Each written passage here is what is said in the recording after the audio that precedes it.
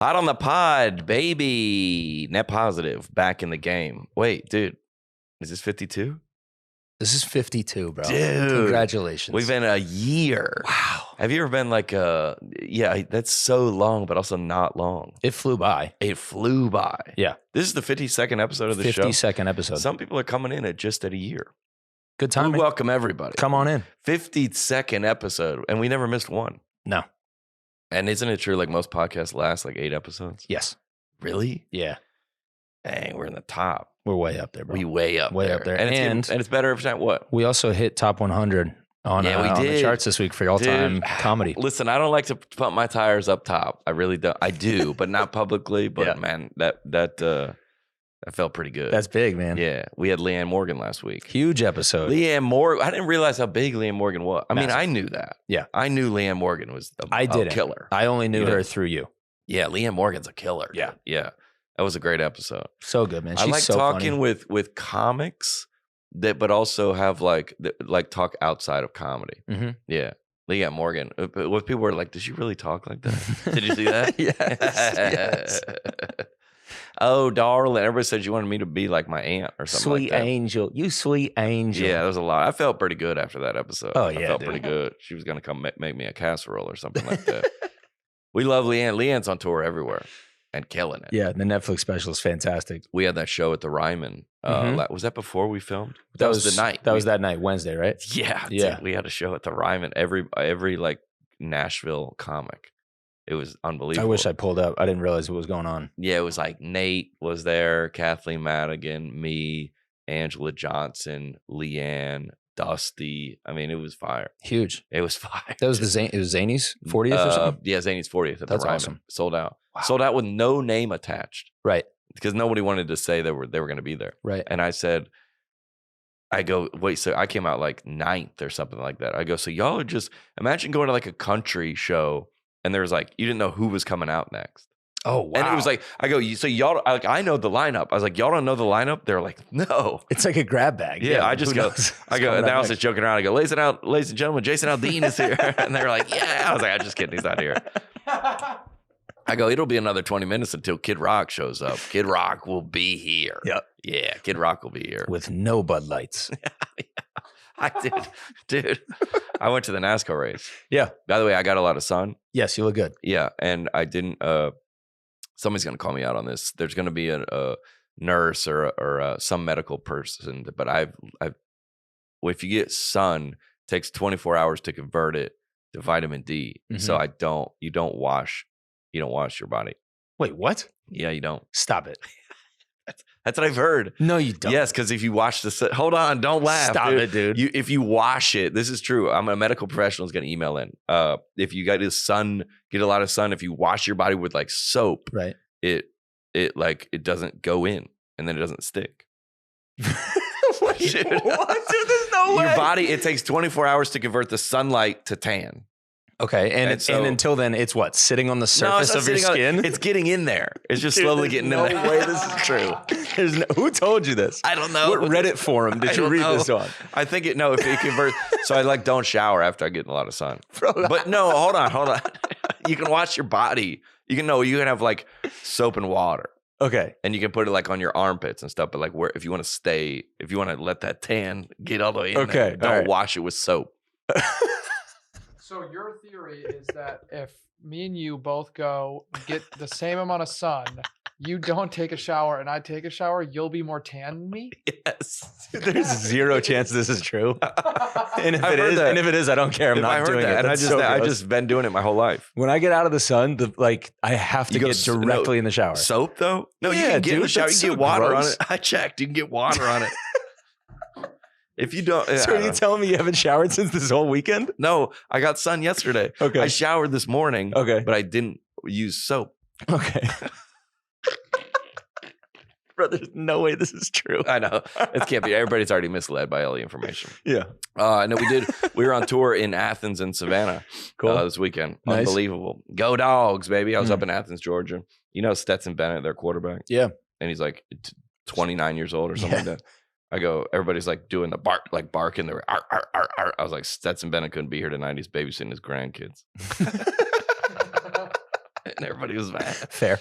Relax, everybody. We're headed to this weekend. We're going to Augusta, Georgia, Asheville, North Carolina. Then next weekend, May 5th, 6th, Jacksonville, Tampa. Both those are sold out, but second show's added. Fort Myers, Fort Collins, Grand Junction, Boise, Louisville, Washington, D.C., Salt Lake, Colorado Springs, Sacramento, Fresno, Thousand Oaks, Las Vegas, San Diego, and Anaheim. For the rest of the tour for the summer, we're taking July and August off. And today, actually, we're announcing the fall leg of our tour.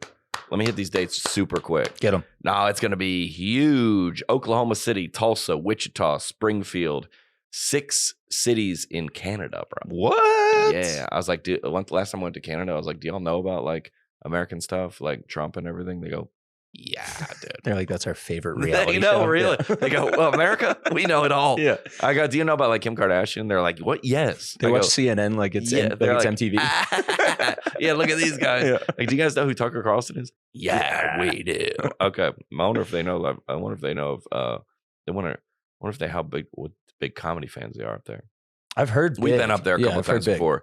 We're going to Ottawa, Petersburg, Ontario, London, Ontario, and then Winnipeg, Edmonton, and Calgary. Those are just like cities where NHL teams are. That's all I know about them. Smart. Then we're going to Myrtle Beach, Roanoke, Greensboro, Atlanta, Georgia, the Fox Theater, October 14th, baby. Birmingham, Cedar Rapids, Springfield, Evansville, Columbus, Joliet, Rockford, Milwaukee, Reading, York, Pennsylvania, North Virginia, Richmond, Tucson, Phoenix, San Antonio, Austin, Beaumont, Baton Rouge. I like that when you get a hiccup mid-word, you don't fix it. Nah, I just go all the way. Just keep powering through. I just say, hey, stay down. It's like intrusive thoughts. I just go, stay down. Just stay down. Just don't come up here. Yeah, don't come up here. We did go to Santino's podcast. Nice. Bad Friends. Nice. It was hilarious, dude. Man, it was so good. I love comedy, dude. Here's the thing about comedy, man. People don't understand. Like out there at these shows, dude, I mean, it's really, really unbelievable. And my show and Leanne's show, right? And it's Santino, like comedy, and Matt's show, or Matt's on the pod today, and like his show, it's like, dude, go out and like take care of yourself and laugh, and like people don't understand, like life is freaking hard. Sometimes I say at the end of my show, I was like, dude, life's heavy, man. And all of y'all come out here and like, you know, bumping elbows together, laughing together, because y'all live in Athens, right? Mm-hmm. And you come in and make fun of the city, and everybody's like, this. Somebody said, yeah, this is unbelievable. And the show's been packed. It's awesome. So come out and see us, baby. This week's episode sponsored by Stamps.com. Yes, sir. Stamps.com is out here, baby. When every person, moment, and penny counts in your business, you can't afford to take any of them for granted. So true. Stamps.com gets it, bro. For the last 25, they didn't say bro in their copy. Right. I added bro. For the last 25 years, they've been helping businesses like yours save time and money. Stamps.com, you can focus on your business, knowing that they have all the postage needs to cover your premium discounts with great rates. You hate your boss? Tell him you hate him and start your own business with Stamps.com. That's not in there. It's not in there, dude. It's not in there. They're probably going to take it. I'm trying to think, because that's how I started my business. Right.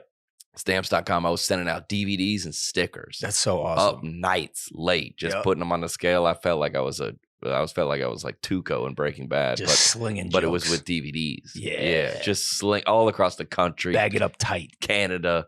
Send little jars of happiness just out into the world. You start slinging jokes across the border. Now you're international dealing. Yeah, different international. level, Start listening to Pitbull, bro. Those things are different.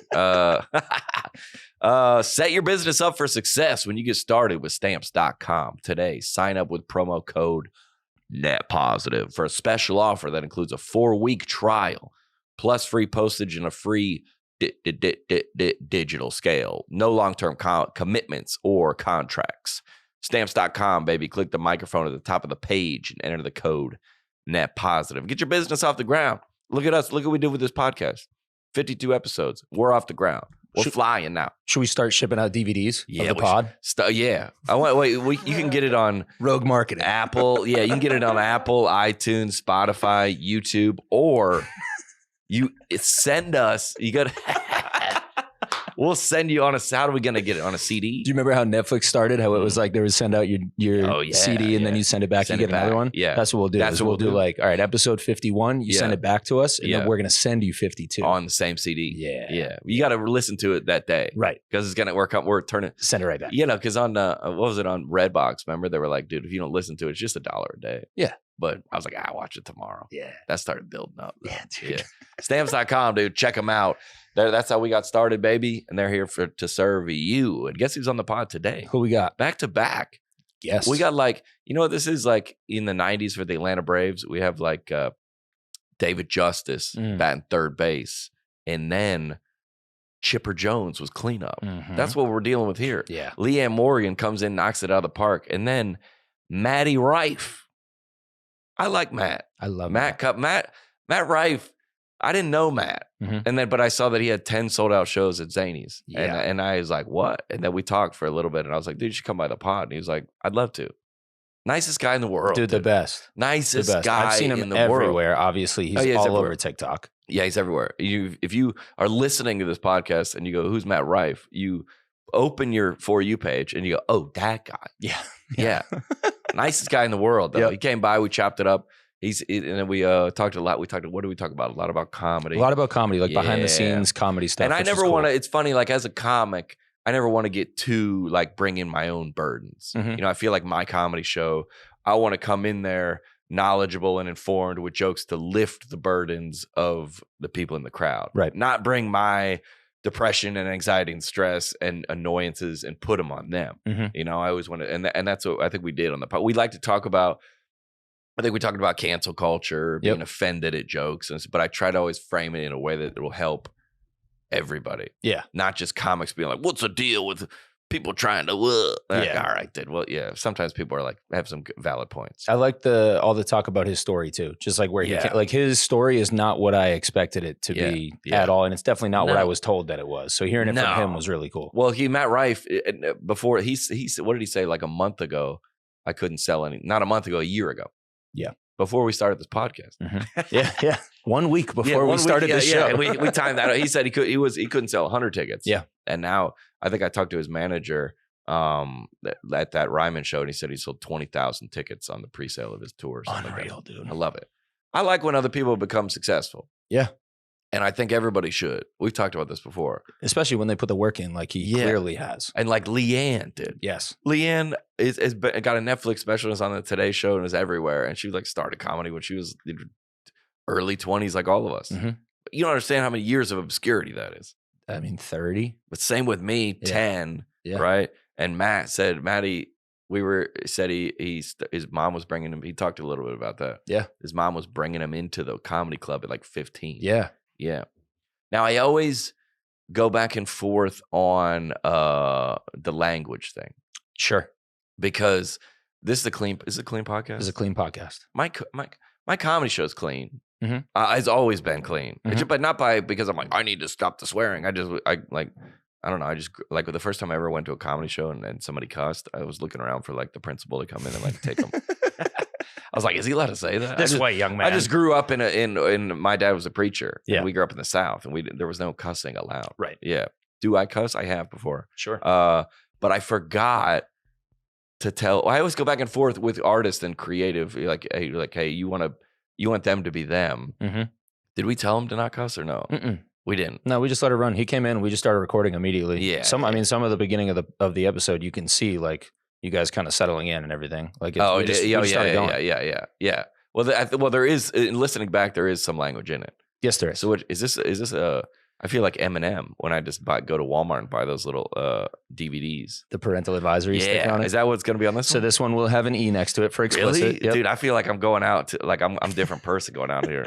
I'm like the principal's going to come in. I'm like walking the streets like Tupac or something like that. Yeah. I feel like a Yeah, there's a little language, but it doesn't, in my opinion, it doesn't take away from the conversation at all. I think the convo is worth the listen. There's a little bit of language in there, and in Matt's defense, Matt, we didn't I forgot to tell him. Yeah. Or I don't know if has anyone ever cussed before? I think Jemima did once. Jemima I think we trimmed it. Yeah, Jemima. She's Amish, dude. She's in trouble for that with her ancestors. Yeah. She said she cussed. She's going to have to answer to that one later. Yeah, we'll have to talk about that with her later. All right, so this has a little bit of language in it. So I guess if there's no off color, I don't think topics or anything. But if you, it's good. Yeah, if your kids, what age should we? Let's decide an age. Okay. Well, how old's Lucas? Let's start there. Well, see, the thing is, cussing's different now. Because it was when I was growing up, you weren't allowed to cuss until you got out of the house around, and that was 18, and that's the parental advisory. It's like, what's an R-rated movie? I think 18. Really? No, 17. I think it's 17. All right. Well, then, but like half of Matt Rife's fans are like 16. Yeah. Well, not really. Well, yeah, but I see. I think that they've seen worse on TikTok. The cussing age should be lowered once you get TikTok. Yeah. What age are you allowed to have TikTok? I think technically 13, but 13. They got it younger than that. Kids come through my meet and greet all the time when we take photos, and I'm like, do you have a TikTok? And they're like, yeah. I go, okay. So nothing, your parents don't have to explain anything here. Right. Yeah. I'm going to get in trouble for this if I put an actual age on it. Okay. Because everybody has a different set of values. Sure. I don't know. Listen first, and if your kid wants to listen, send it to them. Yeah. I wonder if we have a lot of kids listen. Lucas, we know one. Lucas for sure. Yeah. I'm sure he's recommended to friends because he's a good supporter of the show. Yeah, it's a good show. How does he send it to them? They don't have phones. Oh, I'm sure they have phones. I don't know. Yeah. Let's get into this episode, dude. I thoroughly enjoyed Matt Rife coming through the pod. Same. Net positive, baby. Let's get into it.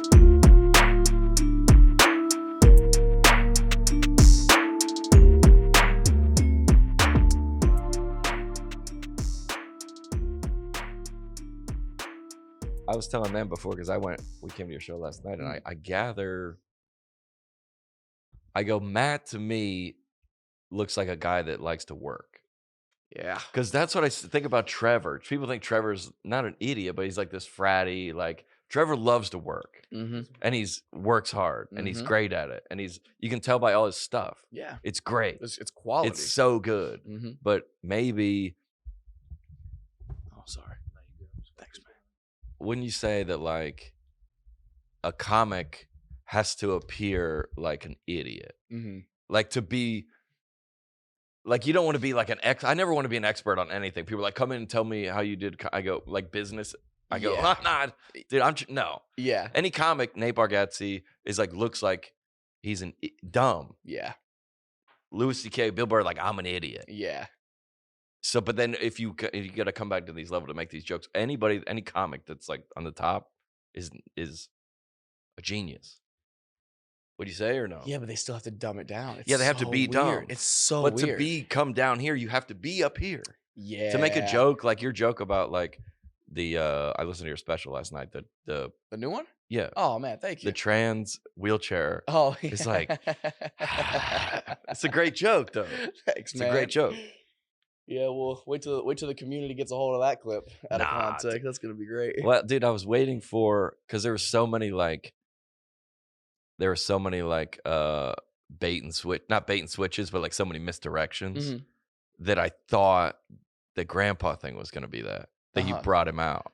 Oh, dude, if I lied about my dead grandpa, that would be insane, bro. Well, there's so many you on the handicap, and then like the ending is like so sincere and sweet, and then you just come in with a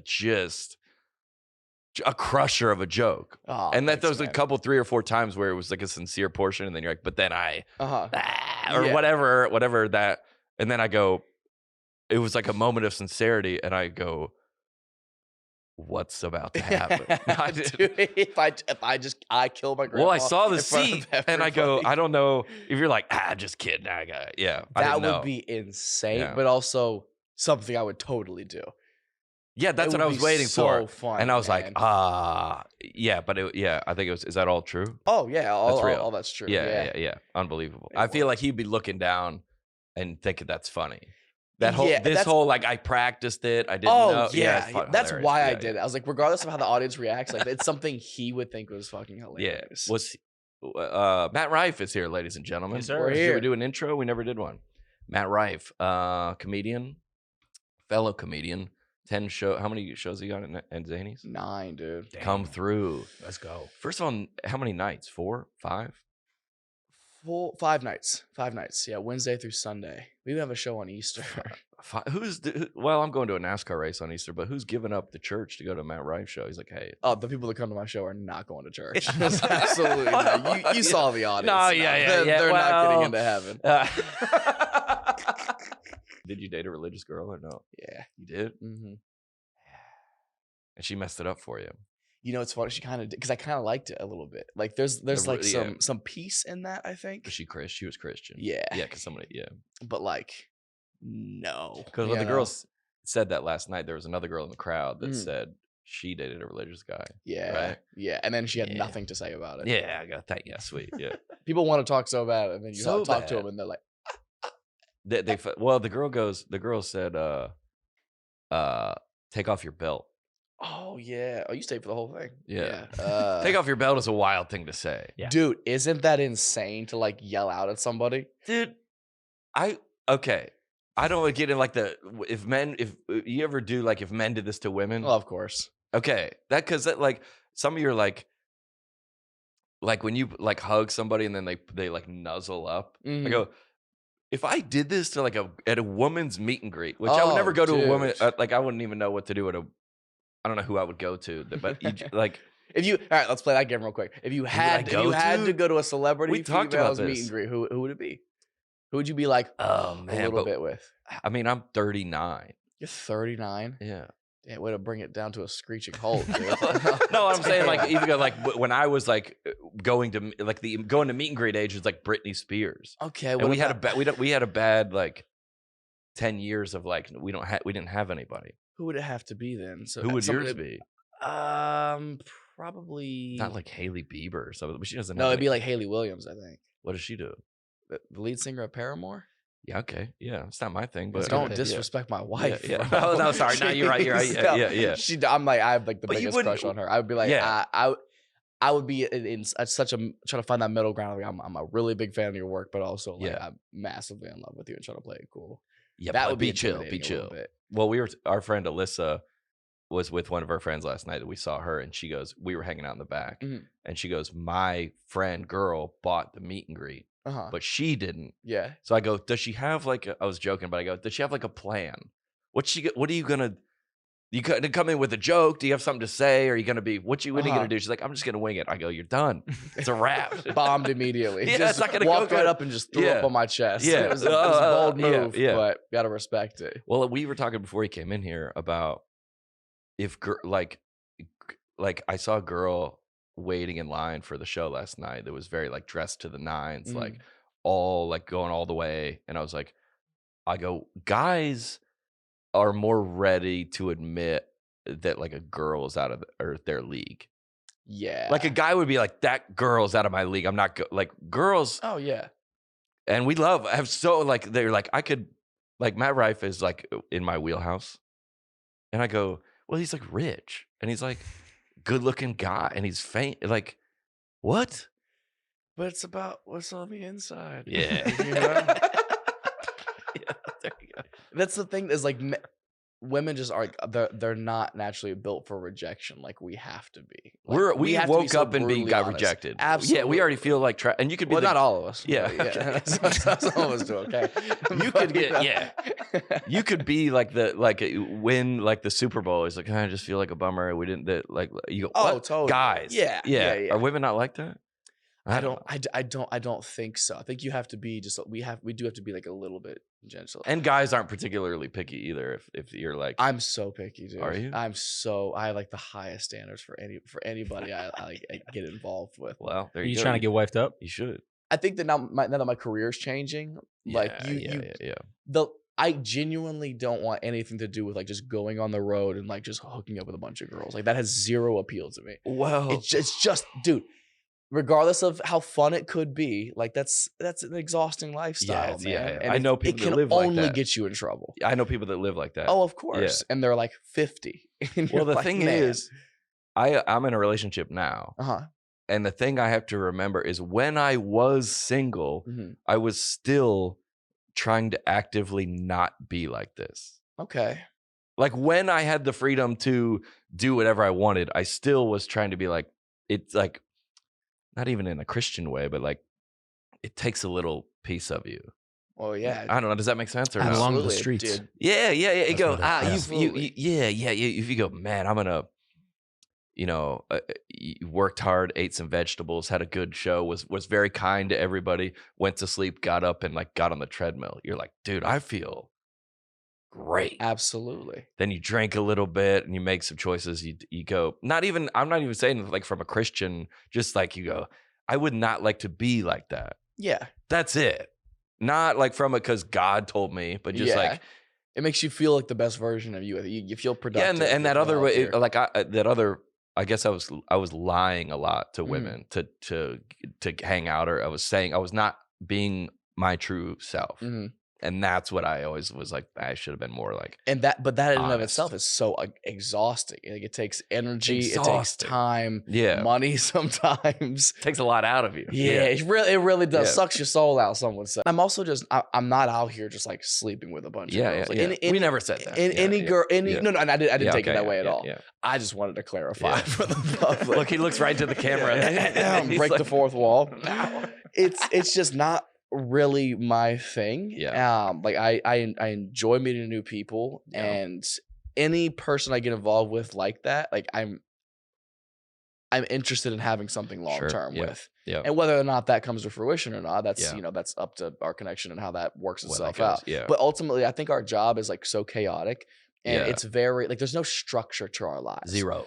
Like I think having that person to kind of be that solidarity for you. You're just otherwise you're just out here. I need a person that's gonna like feel like home to me. Yeah. Because everything else is chaos. And when you say, hey, like that weekend or like that Albany, New York was bad for me. Or like it just, but if you have someone that knows the history of all the other ones, what a good one is. And when you say, they just didn't, that she knows what that means. Yeah. And you go, otherwise you're just like, nobody can really understand. I don't feel like that's the best way to put it. And that's so hard to find too, because like I don't necessarily want to date somebody in the industry, because like there's so many another comic. No. I just mean in entertainment and entertainment in general. Definitely not comedy. Probably not acting. Music I could do. That's different enough. Yeah, we've discussed this already. The girl from Paramore. Yeah, exactly. I'm still shooting my shot in just different subtle ways. You gotta leave that door open because like you need them to understand for stuff like that, but you also don't want them like too involved in it because you know how shitty it is. Yeah, you know? And then if let's say like you get something and they don't get it, or like we're both trying to like if your album goes whatever like, and then I have too. They're jealous of it. Yeah, you're like dude, come on, like you're supposed to be like happy for me. Two comics, I know several, and that's like I don't think I could date it. Has that ever worked for anybody? Have you ever seen Segura and his wife? Oh yeah, they're great, and their podcast is so good too. Who's Hannah Berner dates a comic, right? I don't know her too. She's a comedian. Everybody talks about her, and I've heard nothing but wonderful things. I just don't. I don't think I've met her. She dates a comedian. An older. Yeah, they got married during COVID or something like that. Rich Voss is also married to. Is it Bonnie McFarlane? I want to say. Well, who's the Bonnie McFarlane? Who's the girl we were talking about last night that was like super attractive that was through Zanies? Remember we were talking about it in the green room, and she's like, but her, like, it does. Like we were talking about Louis C.K. He's like, old. He's old, bald, like a little bit overweight. Like there's no other reason you're coming there except for jokes. Yeah. And it gets a little. I do envy that. Well, it just gets a little tricky because of your audience, I guess. Yeah, and that all goes back to like yelling out, "Take off your belt." Can you imagine? Like that's an insane thing to do at any live. I find myself like so many of my audiences that come have never been to a comedy show before. Yes, they don't really care about stand up. So like, I'm having to like be their first introduction and be like, "Hey, it's okay to laugh at stuff. This is a safe place for that. This is allowed, and this isn't the place to act rambunctious and crazy. Like it's." Well, you say that right up front. You're like, "Hey, shut up, everybody, shut up." I try. I really try. But some people, I don't know if you know this, but sometimes even when you do that, that gets a big uproarious laugh. And everyone's like, yeah. he told me to keep shut going. up. Keep, like, I'm no. going to yell louder. Like literally, no. Dude, it's like having like a bondage fetish. You know what I mean? Where like you love what is that kink when people are like talk down to me? Because it's an insane. He thing. hates me so much. Dude, that's not good. So many people come to shows and they're like, I hope he just roasts me and makes me cry. I'm like, what's wrong with you? Jeez, dude. Yeah. I don't know. What's the attention probably? It has to be. But did that only start since the crowd work was online? TikTok, yeah, dude. Yeah. So what's before that? It wasn't that. No, because I wasn't posting anything before that, dude. I don't really post my stand up. What were you doing with the Wild and Out clips? Trying to forget them, really. Dude, you know how many every single day, I would say 10 to 20 people tag me in an old Zendaya video when I was like 19 years old. And I'm like, dude, it's 9 years ago. Yeah. That's the one that always comes around. That's it's so the one. funny. Yeah. Well, it's we've always like talked about how if they're like people are trying to like cancel Christopher Columbus because I was like, yeah, you're applying today's virtues to 1492. I don't know what never happened. Yeah. Columbus sailed the, but you go, yeah, but it wasn't like that back then. Yeah. So back then you could say like, you go, yeah, but look what Matt, I go, yeah, but that was then. Yeah. It's we don't, the definition of progress is you go, yeah, I probably wouldn't do that now. No, of course. That's how that works. And we can cut this if it's too controversial. But the only problem I have with the whole Christopher Columbus thing is like, yeah, what he did was dumb. Yeah. But also, every single civilization today was conquered by somebody. Doesn't mean it's right. Yeah. But like that's how shit got done back then. That's like Bill Maher. Bill Maher had a bit about. He goes, virtue signaling people that are acting like if it was in slave days, you would have been the one like, guys, I don't agree with this. You wouldn't have. Yeah, you're such a liar. You're a liar. Now you could have been like the nicer one out of everybody, but you still would have. Yeah, you still would have. Out of everybody, you think you were gonna be goes, guys, I don't think we should be doing this. No, really. No. That's a tough angle to sell. Yeah, people, oh God, what is this obsession that people have with like trying to convince other people they're the best person who has ever lived and they've never made a mistake and all their opinions are popular? That's insane to me. That's people are so delusional with themselves. That I go, I don't say anything about. I go, I don't know what I'm talking about. Because the people that go, I go, I think this, but maybe also not this. Yeah. And I feel like your comedy, and I watched your special last night and the show, it's like, guys, I come in peace. Mm-hmm. I feel like you're like, hey, thanks so much for coming. I wish I could meet every one of y'all. I wish I could come to Christmas with your family. I can't. Mm-hmm. You didn't say that, but you go, that being said, let's have a little bit of fun. Yeah. And I have no anger inside of me. No, like I want all of us to feel like we're hanging out. You know what I mean? Like the epitome of like a comedy career for me would to be able to do the exact kinds of jokes for find an audience that feels like my best friends that I could shoot the shit with on the couch, say whatever crazy funny shit I want, because everyone understands this is a joke. This is all of our collective sense of humor and the stuff that we find funny. And the girl that joke about like the wheelchair girl, like she was she was laughing, but it's anyone who like is offended at that joke is not in a wheelchair. Absolutely. And they're defending people in a wheelchair. I go, send it to them all the time. Send it to them. I say that about my stuff all the time. Like, I can't believe you make fun of Mexicans or Catholics. They're like, send it to them. Oh, absolutely. And they would be like, that's hilarious. Oh yeah, dude. I had this chunk of my last hour that I ended up not putting in the special. Just for time restraints, and it was just like probably the most controversial part where I talked I talked more about like the trans gay community or whatever, and it was still very positive, right? Yeah. But still jokes being told in there. Yeah. And there's about that topic. I can't and I can't tell you how many shows I would be doing that material and somebody would yell out and be like, "Oh, that's like homophobic or whatever." And somebody gay in the audience would go, "Shut up." Yes. Like, you don't speak for us. No. And even the thing is, and this is going to be so divisive, any person in any group who still gets offended, even if you're talking about them, that's fine. You're totally in your right to get offended at a joke being told about you. But again, you don't speak for everybody. No. I can't tell you how many people who are maybe Hispanic will come up and be like, do more Mexican jokes, man. I was really waiting for more Mexican jokes. Go after us. Hey, tell everybody else that. Okay, you're making requests. And speaking on behalf of white, usually women, speaking on behalf of another race is, you don't see the irony in that? You're speaking for them. You go, they don't like it. Let them speak. Well, they don't have a voice? That's insane to me. It's wild. Dude. It's the new Christopher Columbus. Yeah. New Christopher Columbus. Oh, really? Gosh. We'll take that. Well, I will say, and you impressed me so much because, and I know you probably get this a lot, but like being a clean comic is so hard, dude. I literally could never do it, and I took the complete opposite turn. You could do it. I know. I tried in the younger years of my career. I was like, let me be at least like TV friendly, you know. Yeah. And then it just didn't happen for the longest time. Yeah. So I literally got to a point where like in comedy, I don't care about offending anybody Just go for it. Because everyone's always going to complain about something, and you're not going to. They complain about me.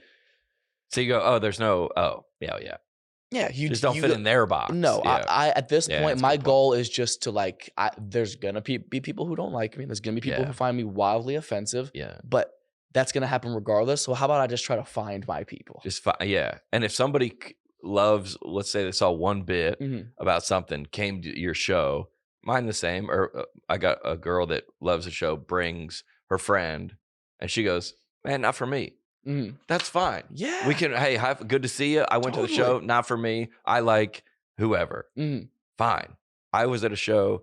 I've told this story before. Sarah Silverman was at Zany's, who I like Sarah Silverman. I thought as a Christian, she said a joke to me that was across the line. Interesting. And I just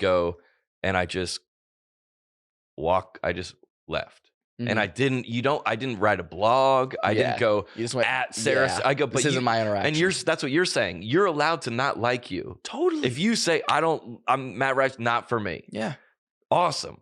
You don't get to, but I was at the Sarah Silverman show. Everyone else was dying laughing. So I go, for them, that's, you can't say she's not funny. No.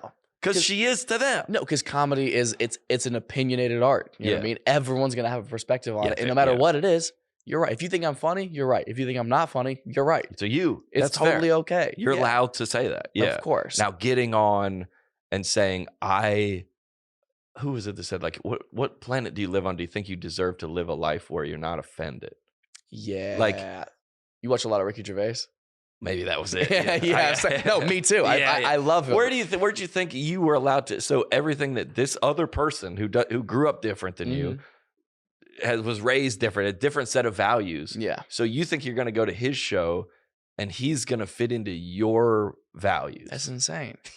That's the really cool thing about performance, and for comedy and for music as well, is like you're performing for hundreds to thousands of different personalities. Yeah.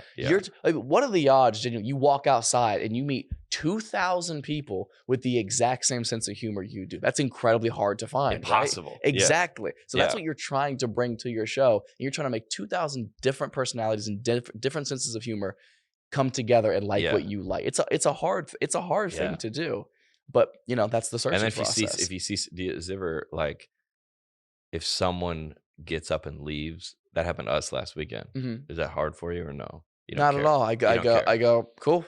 It wasn't free. It happened. Actually, not last. Like with the purse, they kind of they do a whole thing about leaving. So there was the first show's Wednesday night at Zany's. There was the joke I did about the whole airplane thing and the woman talking shit to me online. Where I told a joke. It wasn't a joke. It was a true story about a person. I'm not gonna ruin the joke because come see me on tour.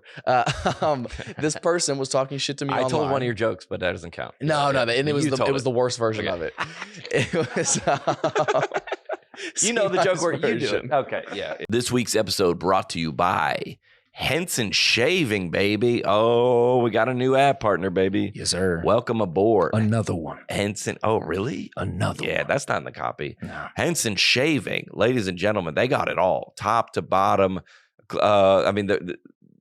A razor unlike anyone I've ever experienced. I'm not even going to mince words. This is the best razor on the planet. Don't mince them up, bro. This is the best razor on the planet. Is it? Yes. I mean, it's nice. Yes. You do feel different. It's the best. They sent this and I had it. I waited a couple of days. Honestly, I was like, I don't know how good could this be. It's another razor.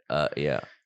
I tried this thing. I have very sensitive skin. Mine with my neck. And so, my neck for sure. And so like usually like this, I'll just kind of let it go. But my neck bothers me a lot. Same with mine. Yeah. And so I tried this thing and I was told that, we had the onboarding call. Yeah. We're told that it was going to be like game changer as far as skin sensitivity and everything. But everybody says that. Everybody says that. And everybody's always like, oh, the more blades, the better. Yeah. This is one blade. It's different. And this thing hits different. Yeah. Zero razor burn. It's different. Close shave. Well, I said, remember what I said on the call? Because we all have like an onboarding call with new sponsors. I go, like, everybody's like obsessed with like skincare. Yeah. Skincare. Make sure you want to look young. You make sure you want to look, like we were on the sun yesterday and Lydia was like, wear sunscreen. Don't want to get wrinkles. Don't want to get, right? All this stuff and all the things women and men more now do to take care of your skin. I was like, that's wild that we do all that. And then we run a piece of metal and don't never ask. Never. But I got an AM lotion, I got PM lotion, and then we're like, whatever we're doing with the razor, you're just taking like a weed whacker to your face. When did you start shaving? Probably like 16, 17. I mean, I was a little behind that. I went to college. I think I remember buying a razor first myself. Yeah. So from 18 to eternity, you're just. I mean, that's a whole. But not with this. No, this is smooth. Nah, Henson shaving, baby. This is so smooth that not only did I shave, down on my neck. Yeah. I was then like, you know what? I'm feeling bold, and I went up the other way to get real close. Nah, see, no problem. You can't usually do that. No. Henson, bro. Henson blades are like diving boards. Really? Whoa. The longer the board, the more wobble. Mm. Ooh, you know what? I like that. The more wobble, the more nicks, cuts, and scrapes. A bad shave isn't a blade problem, and it's an extension problem. Ooh. Oh, now we're getting in. This is why. This is some technical shaving. Yeah, we talk. are on the other side. Whenever you use the products and then people are like, you like a nice clean shave or like a nice haircut, you're like, oh, the product. Yes. Yeah. Oh, yeah. The product's working. When other people. Precision by using aerospace grade CNC machines. Henson makes metal razors that extend just 0.0013 inches, which is less than the thickness of a human hair. Dang, I didn't know any of this. You can't even see it. It's crazy. You can't? No, like when you put the blade in the thing, you can't even see it. Boom. Clog-free design. It gets better. The razor has a built-in channels to evacuate hair and cream, which makes clogging virtually impossible. The best razor. It is. Seriously, Henson Shaving wants to be the best razor, not the best razor business. That means no plastic, no subscriptions, no proprietary blades, and no planned obsolescence. I know what that is from Mr. Strong in Econ 101 in junior high school. Ooh. Planned obsolescence. You know what that is? No. That's like when iPhone goes bad after 2 years. So you got to get the new one. Got it. No planned. That's a wild thing to put in copy. Yes, though. it is. Yeah. Like, it's like almost, it's counterproductive. Yeah. Almost. No planned obsolescence. You're like, oh, now we know what it is, but they don't have it. Let's see. The Henson razor works with standard dual edge blades to give you that old school shave with the benefits of a new school tech. Once you own a Henson razor, it's only about $3 to $5 per year to replace the blade. That's crazy when you compare it to like the we have 6 blades and you buy them in 4-packs and they cost $25. There was a SNL commercial that was like 1 blade, 2. Because remember back in it was starting to get up to like 6 blades, and you're like, all right, how many blades? And it was like 17 blades. Yeah. And they're just back. This is the OG. They got it figured out. Is it Henson, baby? Hello, Henson. Fetch me my razor. What language is that? What accent is that? British? Yeah. Hello, Henson. It's time to say no to subscriptions and yes to a razor that lasts you a lifetime.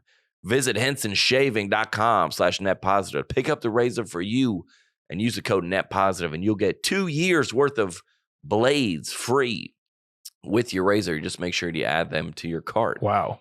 That's 100 free blades. What? That's 1 blade a week? Yeah. Dang, my hair doesn't grow that fast. That's great. 1 blade a week when you go to Henson, Henson. That sounds like a cheerleader in high school. Henson. What's it spelled? hensonshaving.com/netpositive and use the code netpositive.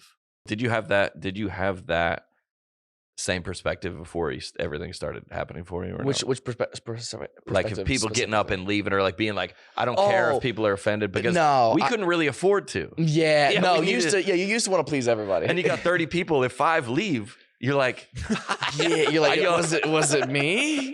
But then you also look around and you go, all right, if what's Zany's hold 275? If 273 other people are enjoying the joke, I think I'll be all right. Maybe numbers. Maybe it's you. You know what I mean? Like you getting offended at a Sarah Silverman joke. Yeah. That is technically on you for not being on board with the joke. But there's nothing wrong. But you're allowed with that. to. You're totally and allowed. Every comic I think would say that. Yeah. There's no like, you don't get, like, I don't think everyone deserves the right to. It's like peace. You should be offended about some things. You should stand for. You know what's funny? I'm not. Nothing. Dude, nothing offends me. Well, that's probably not okay. Like, I don't know if I'm like, I'm dead inside. Yeah. With empathetic, is that what it is? Maybe I lack empathy. I don't know. There's like, just joke wise. Oh, joke wise. Yeah. There's nothing that it could offend. Yeah, you could you can make jokes about my dead grandpa. My friends do it all the fucking time. And I'm like, this helps me heal through it. Actually, I feel the same. Was that a switch that flipped, or was that always you? I think it was a switch that flipped, partially to do with like the whole woke cancel culture. Everybody's upset all the time at everything, and I just go, you know what? Good to be upset. I can't feel bad for everybody. I can't get upset. Yeah. People, because that's what people do online most of the time, and it's like that's their entire personalities. They go, let's cancel this. This is not okay. This is not okay. This is not okay. Your life sounds absolutely miserable. You're so worried about all the wrong going on in the world. You're not even enjoying yourself. You're here. How long are you on Earth for? 80 years, maybe, if you're lucky. It's already half over. Yeah. Oh, fuck. That hurt me. That's offensive. I'm sorry. That's the line. Did I cross the line? I'm so sorry.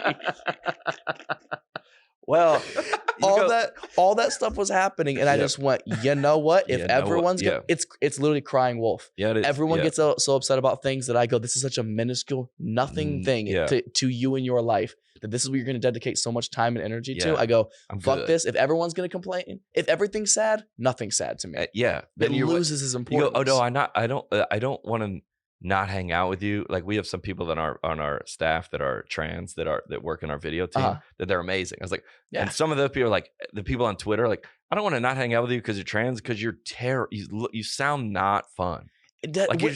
When did that start to get grouped in? And you're a little bit older than me, so you can maybe when did it start to happen that everything got like grouped into a certain category of a person? Like, and this is totally I'm speaking broadly here, but like if you use trans employees for the example, it's like you say like this specific group of trans people are wonderful to be around. Awesome. They're fantastic. Hilarious. Right? Great at jokes. Absolutely. Great at telling jokes, listening to jokes, hardworking. So when did it start to become like a societal thing that if you don't like somebody, it's like, oh, it's because I'm this kind of thing. Where it's like, no, most of the time it has nothing to do with that thing. It has to do with you as what's on the inside. Unfortunately. Like the ovaries. But it's either. I'm kidding. I looked at Keely and she was like, just joking. We have a joke every time I say something that's like across the line or about women. I look over there and go, hey, are we, is that allowed? It's not making the cut. Got it. Understood. Just text it to me. Well, put it in the group chat. I was going to ask about, do you think part of that, and maybe, I don't know if it was from Wildin' Out, but it was from your, like, the black community does that so much better. Making fun of, like, just brutally, like, roasting. That's like more welcome in that culture. Oh, absolutely. It's encouraged. And I think it's like a sign of love that you really came, like, if you roasted, you're like, you guys thought about me this whole afternoon? You put in so much energy to tear me apart. I'm honored. It's like it's such a thing of endearment, and it's so necessary. It toughens your skin, and it makes. And I talked about this in my first special actually, because I got in trouble so long ago. I got canceled again. Because I have so many black friends. Like so many people all the time. Even the comments today, people are like, oh, he talks like he wants to be black or whatever. Like, I grew up with all of my friends being black. So like that's a culture I'm very like, I like to think I'm relatively educated in, and I'm very comfortable around. So we would roast each other all the time. But you can tell that from the content. Totally. Like, if you watch me at all, you could totally see that. What is that one TikTok? He's like, that guy has to be black. Whatever that TikTok clip was. The dude laughing in the audience. Yeah, you got that guy's black. I can pick out a black dude who's laughing a mile away, dude. It's the most peaceful. And I say all the time, I go, white people, look over there. I do that in my show. I go, they are laughing. Absolutely. It's like, what is this high horse you're on? Well, I mentioned it in the first special. I think black people are so good at that because they themselves do live such a harder life than most people that, like, to them, they go through so much shit already. Yeah. The last thing that's going to offend them is a joke. Like, they go through real shit that should actually offend them. Yeah. That, like, a joke is so minuscule compared to the things they actually have to go through. It's people who have actually had real problems that are like, you think a joke hurts, on like dude? Facebook moms group, they're like, well, I was like, oh yeah, like you've never been for real. If you think if a joke hurts your feelings, you've never been for real bullied, dude. You never have. Because like a joke is a joke. You ever have someone say something that sounds like a joke, but they're serious? Dead serious. Yeah, that hurts. Yeah, that hurts bad. Yeah.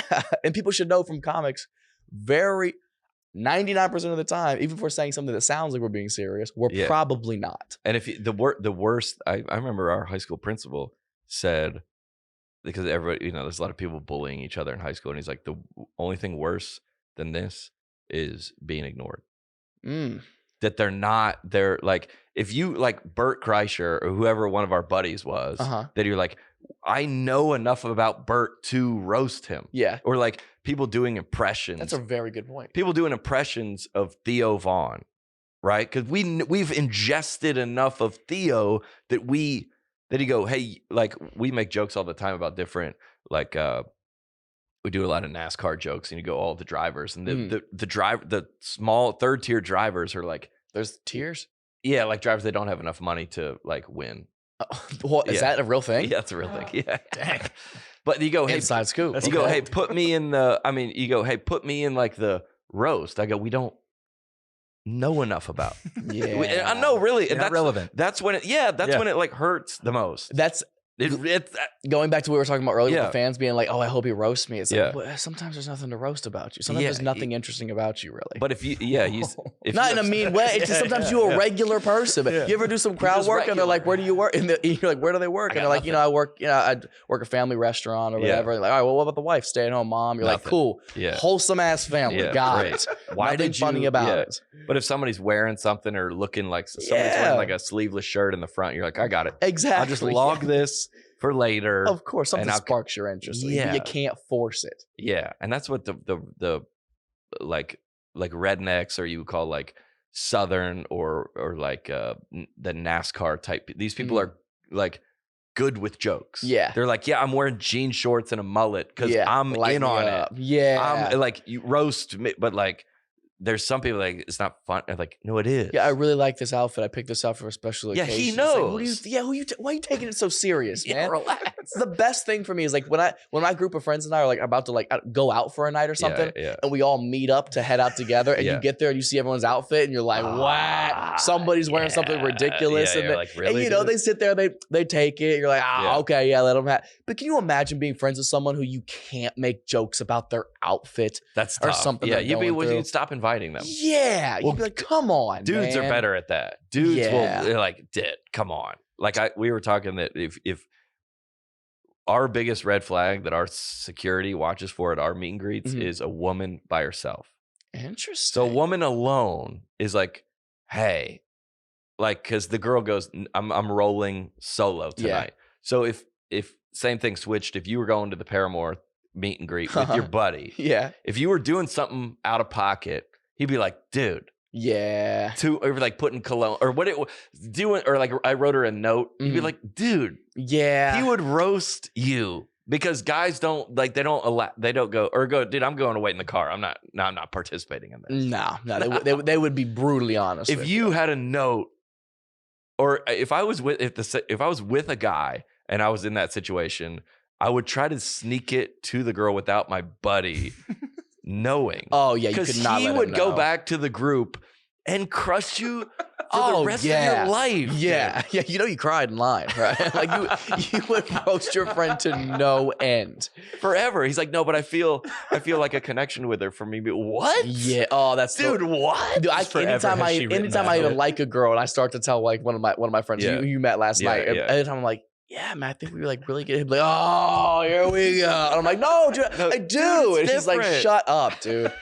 They never let you have any fun, man. Dude. Well, have you ever done it live where somebody like just reacted the wrong way? What do you mean? Like everybody's there, they see your stuff, they go, and then you went. Oh, like roast somebody? Yeah, and people, that it went bad, it went south? I don't think so. Because you would never, if you would notice if they weren't, you would bail on that. Would you or no? Yeah, I would definitely notice. And I don't know if I'd bail or not. It would depend on it would depend on the circumstance. Is it a playful roast or am I handling a heckler? Yeah, so if somebody yells out and you go, like I always like to you have to identify you want to be in the show. So if you yell out or are wearing something or are sitting in the front, have a poster or something, you're like, hey, I want to be, and yours too. You probably have too many people, but if somebody's just sitting there, just enjoying the show, and you're like, look at this freaking, and you're like, they're like, what? But that would be impossible to be at your show in the front and not know you would about think. You. At this point, I think you can come to expect that. I don't think I've ever had a problem with that. No. And it's usually, and I'm never really mean. You know what I mean? No, so I like to think that I have a way of roasting people that it's like you can tell like I'm just fucking with you. Yeah, you know what I mean? Around. Like that has to be the tone of it. You don't want to come across like an asshole. That's not fun. It's not fun for anybody. So like when a heckler does it, that's the best, is because especially when the audience is already also against them, when they're like, when you can yelling out too much, when you can hear other audience members going, oh, shut up, then you're like, cool, floodgates are open. Then you could kind of say whatever shit you want because the whole audience is like, get them out of here. Yeah, they don't like them. I always said like like the audience is the key in a situation like that. So if you go, I don't know who said this. If they come with a knife, you got to come back with a knife. Yeah. Because if you come with an atomic bomb, everybody's like, whoa. And then you look like, but if the crowd. You look like that friend in the group who can't roast. You ever roast one of your friends? You're like, that's why your mom's dead. And you're like,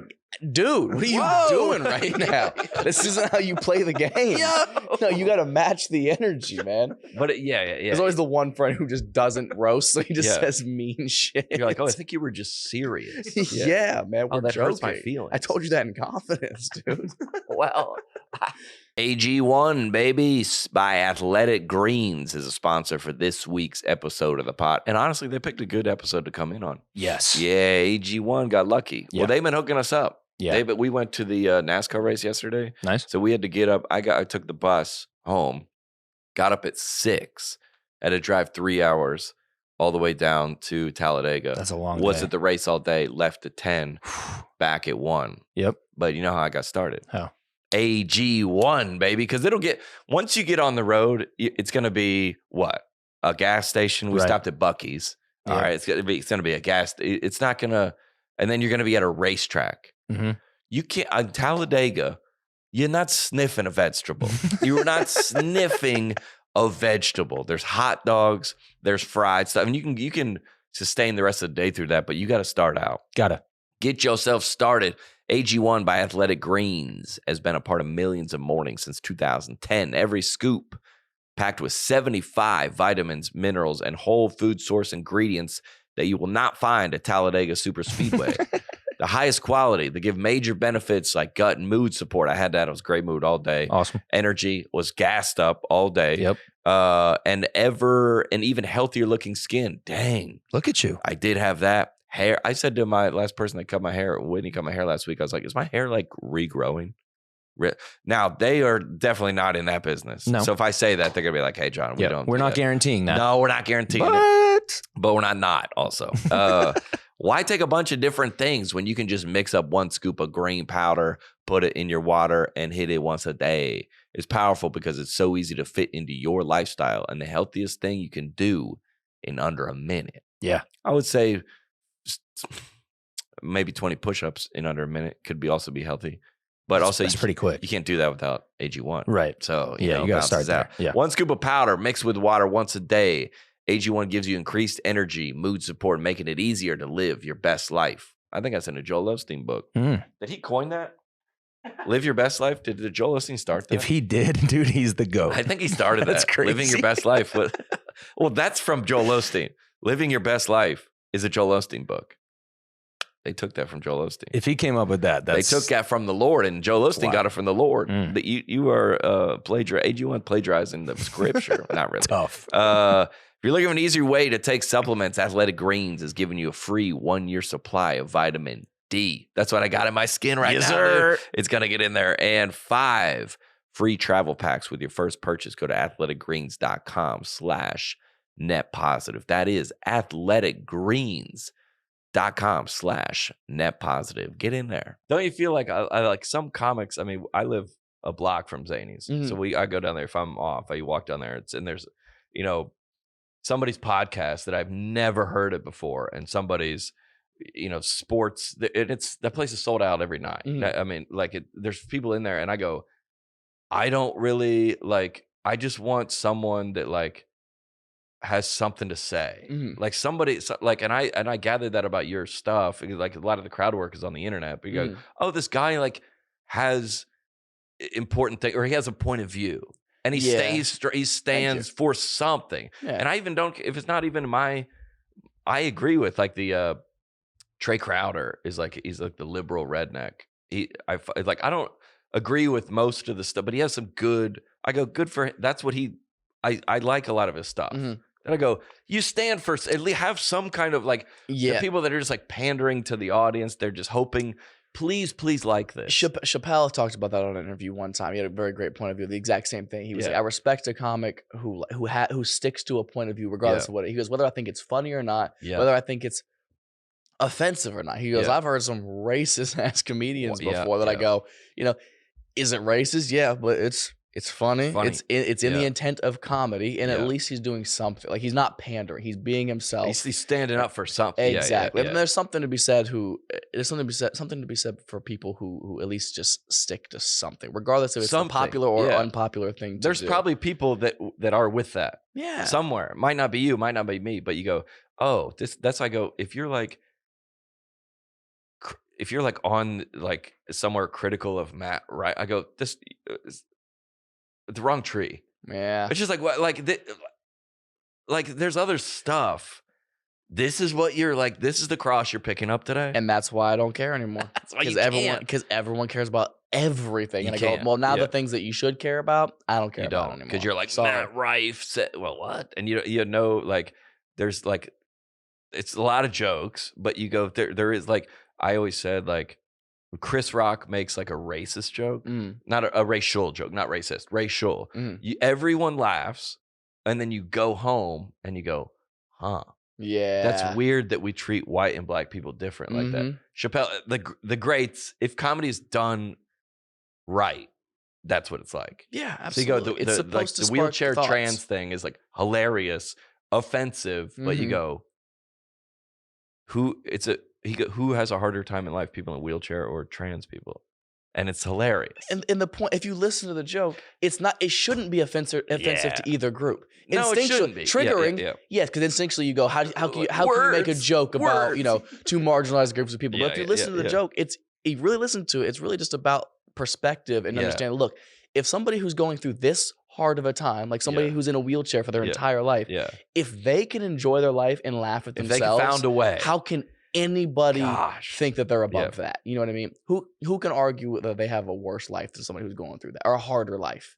That you can say my life is a trans, and that's the joke. And you're both also saying, and I don't know, I'm also, neither. I'd love to see somebody argue it. I really would. So okay, all right, let's open that up to me. Let's see that versus. Walk up here or roll up here and defend it. Yeah. Again, they would think that's funny. Absolutely. They would, You put Stephen Hawking versus Caitlyn Jenner in a room. You tell me who's going to come out on top. The Titans. The Battle of the Titans right there, man. A good, I feel like I told a story where someone is blind came to my show and they were sitting in the front row and they weren't really looking. And I go after people in the crowd too. And I go, hey, if I'm going to talk to you, you better look me in the eye. My friend goes, she's blind. Did you know? No, dude, no. I was a young comic. I didn't know. But then she came back. It was at the Denver Improv. She came back to the green room because I was so. I was young. I was so scared of offending people back then, and not anymore. But I go, I want to apologize to her. Can you bring her back to the green? Because she literally held up the stick. Her friend held up this is for real blind. And she goes, I'm blind. I come to this comedy club every week, and I love putting the comedians in uncomfortable positions. Like, that's her. Oh, that's the best. That's her like way of. And I did the worst thing. I go, I'm so sorry. I back. Not what they want. No, go crush them. Mm-hmm. And because they're like, you're doing everybody else. Yeah, you roasted everybody else. And my buddy goes, I've told the story before. He goes, I go, what do you roast? He goes, easy. We're like, you're blind. You're sitting in the front row of a sold out comedy show. It's kind of a selfish move. Like, do you think she would have found that funny? Yeah. Yes, dude. Yes. But you on behalf of blind people, everyone in the crowd goes, absolutely. It's so. You don't know what people are going through and how they want to cope with it. You have no idea. Like at the end of that, the wheelchair joke at the end of the special, it's like when I met that woman who I was making fun of her for being in a wheelchair, everyone else in the crowd was like, after a little bit. And then when she finally said, thank you so much for including me, I was like, oh my God. Yeah. I never realized like that's so many people deprive people in certain groups of demographics, like blind people or handicapped people, of laughter and joy because they feel like they don't want to hurt this person's feeling when really this person's like, I wish somebody would involve me in some roast. And they have good senses of humor and too. The best sense of humor. So people have gone to the darkness. Exactly what we were saying. No, real darkness. Not like real, like being blind darkness. Okay. In eternal darkness. Yeah. I didn't even mean it like that. But no, like you've gone to like the real, like I did a roast of like my uncle who had like passed away of cancer. Every year they do a golf fundraiser for him. And like now, not year 1, but like about I think it was year 10, they were like, John, can you come do like a roast of and I like I said, I come in peace. I go, no one loves this guy more than me. I mean, his family, but like I love him so much. Like the same with like your grandpa. You're like, yeah, but you can tell when people have hate in their heart towards a group. Yeah. And the jokes are like, and if somebody, like I did a joke about someone, it was like a poorly written joke. It was about cerebral palsy. And, well, don't laugh, dude. There's just no way this goes well. There's just no way. Well, now.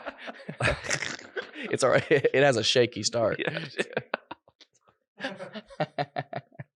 I did. Joking. Okay, we're joking.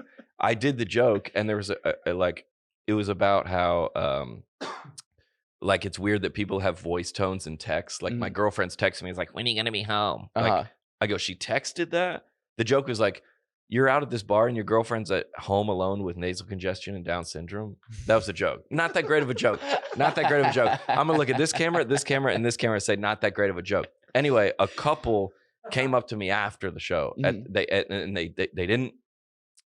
didn't like do it in front of they waited to kind of everything was over, and they go, John, and they didn't bring me aside, but they go, we love you. We've come to all your shows. We drove 3 hours to be here. We've seen all your specials. We share all your stuff. We just want to let you know that we have a daughter that has Down syndrome, and that might not have been. We're just letting you know how this makes us feel. And I go, done. Never told the joke again. Really? Because it was someone I wasn't. First of all, it's not that great of a joke, and they were saying it out of care, not out of I'm going to try to can't. So whenever somebody comes at you, points the finger, you're going to point. You're going to. But would you? It's going to go right back. But was there not a part of you that was like, well, let me keep doing it to see if you could have the opposite experience? You could have somebody come to show Let me give it another shot. Yeah, I have a child who has Down syndrome, and these are the kind of jokes that help us cope with it. Maybe our child who has a great sense of humor about these kind of things. You know what I mean? Yeah, I guess that's true. I would have been curious. You would listen. Yeah, I would definitely listen. You take it into consideration. But Shane Gillis has an unbelievable Down syndrome. It's one of the best jokes I've ever heard. It was so about the Special Olympics and everything as well. It's unbelievable. So good. So there's a way to be respectful about it. There was a clip that went viral on my TikTok where I talk about autism. Yeah. But it's just like, again, so many people hear a trigger word and they go, you can't make jokes about that thing. But you can, dude. Yeah, you can. It's all about the taste. You can still be respectful and poke little jabs at it, especially if they're true. The truth has to come out if you want an offensive joke to be funny. And that's because you can go, cool, it might be offensive, yes, but it's, am I wrong? And that's what the black culture, like when I gone in front of black comics, it's all black room. Mm-hmm. They will, if it is true, mm-hmm. they will be like, respect, absolutely. Respect. It's all about the honesty. And respect. That's the best part about black crowds as well, is like they force you to be so honest in yourself. Like so many white comics don't do well in front of black crowds because they pander. They go, I have to start talking this kind of way, or I have to, or I have to do references or whatever. It's like people can smell it. And if you can, same with a black comic to a white crowd, to be like, now we white people always be like, oh great, like there is a little bit of it, isn't there? Yeah. I was so scared. I was in front of Bill Bellamy doing a guest spot, and I was like, guys, this isn't really my demographic either. And everybody was like, oh yeah, good, like good for just like. And then I did very well. And then I came out the next show like the confidence. Yeah, they crushed me, dude. They were like, I was like, yeah, what up? Like black people love me. They were like, no, it's got to be earned. Yeah, they go, like shut it down, and like they shut it down hard. And that's the best thing about black audiences is they let you know they love you or hate you too. They're like, no, you're whack or you're invited to the cookout. Like there's really no. And you could, and if you go, like I did a joke about how like I guess like Me Too. I say in my show like Me Too is like it's a very divisive statement, but also a phrase we use every day. Yeah, you can't just like steal that. And I go I can't breathe is like very divisive. Also, what I said in the airplane the other day when the guy next to me farted. So like, like what? That's a good joke. And they go, and I saw a guy the other day wearing I can't breathe mask, and I go, take it off. I go, but that's funny. It's not being disrespectful to the movement, or you're just saying it's situational humor, dude. Yes, and everybody's like, he made a I can't breathe, or he made a Me Too joke. I'm like, no, man. He didn't. Just like listen for a second. Yeah, and it's usually. I just don't believe when people say like there's you can't make jokes about a certain subject, whether it be a movement or just a point or opinion. It's like you can though. Yeah, it might not be for you. Yeah, but you can make a joke about it, and somebody's gonna like it, which objectively makes it funny for everybody. Yeah. And you were. I think the reason why. Because we were all talking about you in the green room a couple weeks ago when you were coming through. No, in a good way. Okay. Yeah. You ever gotten a pushback from other comics? Like comics not like me? Yeah. Yeah, dude. Really? For like I've been doing comedy 12 years, so for 11 and a half of them, I would say so. Yeah, dude. I thought it'd be the opposite. The 11 and a half, they were good, and then you got on top, and then they hit. It was the opposite? When I was really young, like 15 through 18. Everyone liked me because I was like a little kid, dude. I was just fucking noogieing me in the hallway and shit. You come through the club. But then, like, once I become like a young adult, and I'm like, now I'm competing for stage time. Now I'm competing for audition spots. Now, I don't know if it's am I considered a threat? I don't know what it is, but people don't like me all the time, dude. Really? Yeah, but I get it. A comic's below you, never a comic above you. Well, there's who was talking? It was probably like a Rogan quote or something like that. I have to remind myself all the time, like you're never. People who hate on you are never doing better than you. Never. Nobody better than you ever looks down and go, oh, you're still a piece of shit. And if they do, they're a real piece of shit. They wouldn't. Yeah. And I totally get it. A lot of it comes from jealousy. Anytime I've ever hated on somebody, I immediately followed up with I go, I know I'm jealous of this person. Yeah. I know it. Is it I can't help it, unfortunately. Yeah. Everybody's jealous of somebody at some point. It shows a mirror to you kind of somewhat. And you go, because if like they go, we don't like this guy. I feel like the viral or algorithm or whatever door that I walked through in 2018, what am I going to walk through it and close it behind me? Yeah. I walked through the same door, the exact same door, and nobody was like, I was doing shows, dragging 2 things of merch myself, and nobody cared about me. And then I walked through this door, and then other people have walked through the door, and I'm like, he doesn't. Like, I'm a video guy. That's like the criticism of like, oh, he's not a real comic. And I was like, I've been doing stand up in the clubs for 10 years. And then they go, oh. And I think that's what, because we were all, Matt, he's like, they were looking at, obviously you sold out 9 shows. And then Brian Dorfman goes, wait, Matty Rife? And we go, yeah. He goes, his dad was bringing him in here, or his mom was bringing him in here when he's your grandpa from the special. really? Yeah. Was bringing him in here when he was 15. And I go, oh. Yeah, dude, like, oh, he's not so like long. a good-looking guy that came out of nowhere that popped off, that never did stand-up before. And then you come to the show, it's like, oh, this guy knows his way around a microphone. Because the guys that don't know their way around a microphone, you can tell. You can tell. Yeah. You go, oh, shit, you got ticket sales before you learn how to do stand-up. You want to do a Q&A? Yeah, exactly. Yeah. Music you go, cue. Hit it. It's like all the veterans of like the league, and like LeBron is like touted out of high school, and we're going to shut this guy down. Yeah. Just because he didn't. You want the other person to have worked like you do, Of course. I guess. But sometimes, often, they did, and you don't even know about it. Yeah, or Just because you didn't have the eyes on you. How long were you doing stand-up before you? yes, before the internet stuff? like 11 years. Exact same, dude. April is 12 years for me. So Really? for 11 and a half years, it was, dude, this time last year I couldn't sell 100 tickets at a show. That's the exact same thing happened to me. And I was doing the same show you saw on the special. And if you think it's a good show, it's like, okay, so it was a good show, right? It's not like it's not like my talent massively changed in 6 months. You know? Yeah. It's just accessibility. That's all. And you're like, oh, what is like I always say, like Louis or Bill Burr and let's say polar opposite Larry the Cable Guy. Okay. They're wildly different. I bet they would both be like, they have to. You're like, hey, selling arenas? Me too. That's tough, isn't there's it? A certain level of respect. Hey, selling tickets is hard, isn't it? It's stressful. You got to be on the road and good to see you. There's a certain Hope you're level doing of respect. well. You don't have to like it. You don't have to think they're funny. You don't have to go, you don't even have to say that's good stand-up to me. But you go, you know what? He appeals to enough people. Enough people think he's funny. And that's ultimately all that matters. And you know what? I want to be selling arenas. Yeah. So yeah, like of course. There's a certain level. I mean, even people like the Paul brothers, like Jake Paul and Logan Paul. I don't have any respect for them creatively. Okay. But as a businessman, I go, I know you work hard. Yeah. You have to. Sustain this level you're at right now.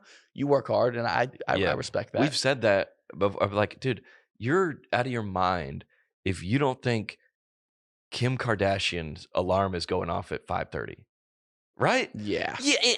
Hey, you know what? If you like figured out a way to like not have to work at Staples, you win. Yeah, you win. Dude. Yeah. Absolutely. Good for you. Yeah.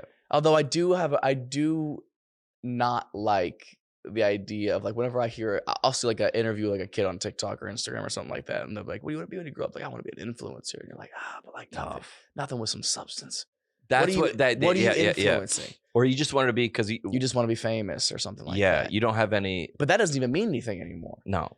Everybody's famous now. Yeah, there are 12-year-olds with like 4 million followers on TikTok or on Instagram. You're like, who for what? Like building Legos or something. Yeah, I unbox videos. Yeah. What? That's insane. But like to me. but that I think that we are like the cutoff of like you go somebody they're like, I don't know, Taylor Swift, but like she likes to write music, right? When I'm saying it at the beginning of it.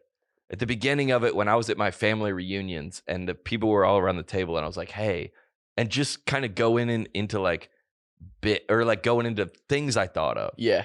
I didn't have any, I want to be there was no like measure of that. I just like to do it. Yeah. I like to do that thing. And you go, Taylor Swift, she just liked to go in a room and play guitar. She'd like to do that thing. And those are the people who are going to make it, to be honest. And they don't even, they not even like, I don't know to bring up this example, but like Jesus was always like, he's like trying to not like be around. He's like, I'm here to like help people, but like, he was like, I healed this person, but don't like tell anybody. Like, I'm just gonna. And then he was like, but write a book about it. Yeah, like later though. Yeah, tell everybody like later. I'll give you the words. Yeah, would you mind wearing me around your neck? Like, no, I don't want anything crazy. Yeah, don't like make a big deal. Just or he would like, holidays. go like, hey, I've some of those artists that like. I know Sam Hunt, who's a buddy of ours. He's like, I don't like. He's always like, I've heard like Luke Bryan, his like green room is like as many people as possible. Oh, get everybody in here. Everybody taking shots. Everybody like bring your friends, your cousins, your aunts. And like Sam, he goes, I like to write music. I like to write music and make the things in here and get them out. Yeah, all the other stuff I don't like. So that's what I'm saying, like, just to be famous that came around recently. That's a byproduct of you liking to make the things. Yeah, like being to very make passionate the art about it. Yeah. And we were like, during COVID, when everything went away, anybody that was a real artist, they were like, there's a show in a parking lot. They'd be like, we'll be there. Yep. The real ones are like, hey, it's half cap. We can only seat 40 people in here. Everybody's going to be wearing a mask and behind plexiglass. Got to do it. Well, I'm there. Yeah, the real ones were like, I have to. Oh yeah, I know a lot of comics who were like, I took a year off. I wasn't going to perform in Zoom and now they're nowhere. Now they're nowhere. So I'm like, you didn't want it bad enough, dude. Oh yeah, really or you didn't. We were like.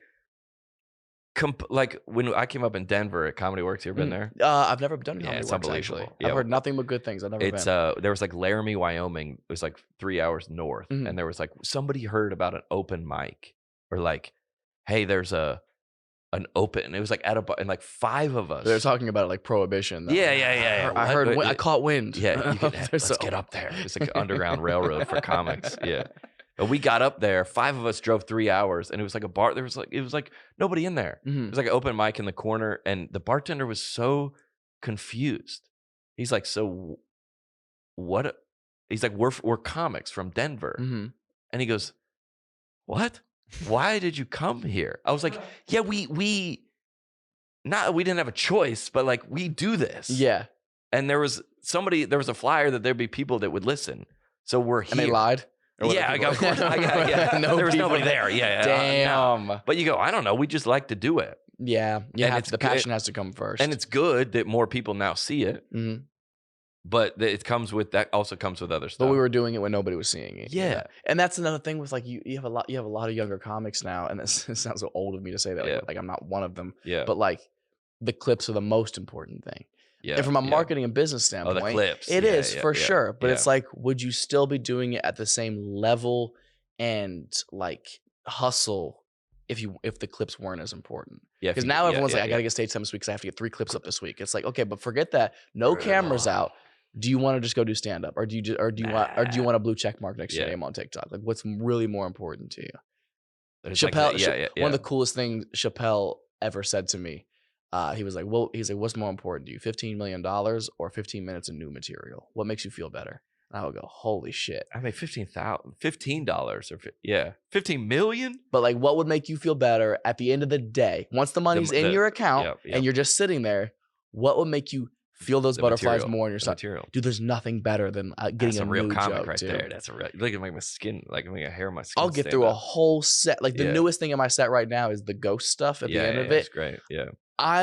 I can't wait to get the first 45 minutes of my show out of the way so that I can have fun with the new thing. Mess around with the new thing. Yeah, it's like a new toy that you brought out to like show everybody. You're like, it's exciting to do again. Yeah. Tim Hawkins used to have a joke as a comedian buddy of mine. He goes, dude, I mean, we were joking, but you would understand this. He goes, dude, like my kids don't know my name, but my new closer is killer. Like, he'd be like, the doctor found like a lump on my throat, but dude, this new tag I have, like you get that, right? Absolutely. He goes, There's nothing better than that, man. It's what, I don't know what that is, like on the inside that you go. Yeah, I don't know. It's so many different things. It's the reaction from the audience. You're going, cool, I'm making people laugh with a thing that's also funny to me. Yeah. And there's just like, there's no better feeling than just laughing, dude. Better. When you find something that's funny to you all over again, and you're laughing. Yes. Yeah.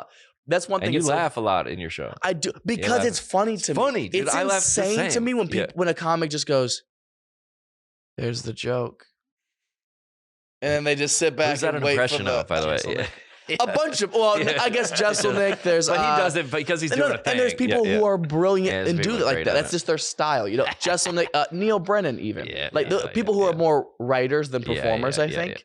And they do it brilliantly. But like for me, again, I want the show to feel like we're all just hanging out. So like any joke I tell, at least at some point, it was funny enough to me to make me laugh out loud. Otherwise, I wouldn't. And laughter is try to make you laugh at it. Bert, I think Bert said.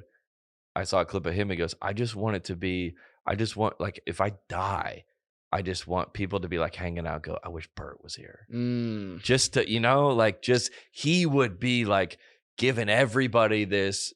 And Bo Burnham has said a lot. He's like, I've been to the darkness that I know how much this means for not to get like spiritual or anything, but like, there's a lot of people that are on thin ice. Oh, Like yeah. with I'm talking about like, and I've talked about this last week, with staying alive. Mm-hmm. And with being, and like it's somebody is like, there's like a bit of like Matt Rife, not that you could be like people say to me all the time, dude, your jokes have lifted my spirits, or they have helped me, or you're like, yeah, because it's like a light. It's other comics. It's a relief. Yeah. And you go, God, it feels so good. I never had a day that a hot comedy set didn't solve.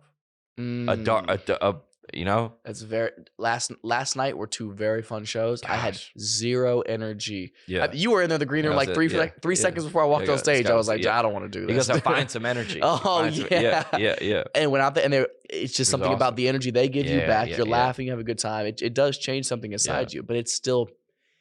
It's so crazy when people come up to you after a show and they're like, "No, like you don't understand. Like your videos like saved my life." And you're like, "Dude, I was just around." I'm trying to. I see the news and I'm trying to help my own self. Yeah. Or like I'm trying to deal with this. I'm trying to cope myself. Exactly. Exactly. It's amazing that it can help somebody else. No, you saved my life, and you're like, you're welcome. But I well, hey, let's go see the tickets. Yeah. Can you I'm out here saving lives. Can can you say that again? I'm just gonna put that on my phone. Just a little soundbite. You saved my life. Yeah. But you go, like I like, silly example, but the Masters is this weekend. I like to watch golf. There's golfers that I enjoy watching them do their thing, their art, or athletes, or music. We already know Paramore, like that has like, they have eased the burden for you. Other pieces of art. Yeah, there's certain musicians that I'm like, I can genuinely, from like 20.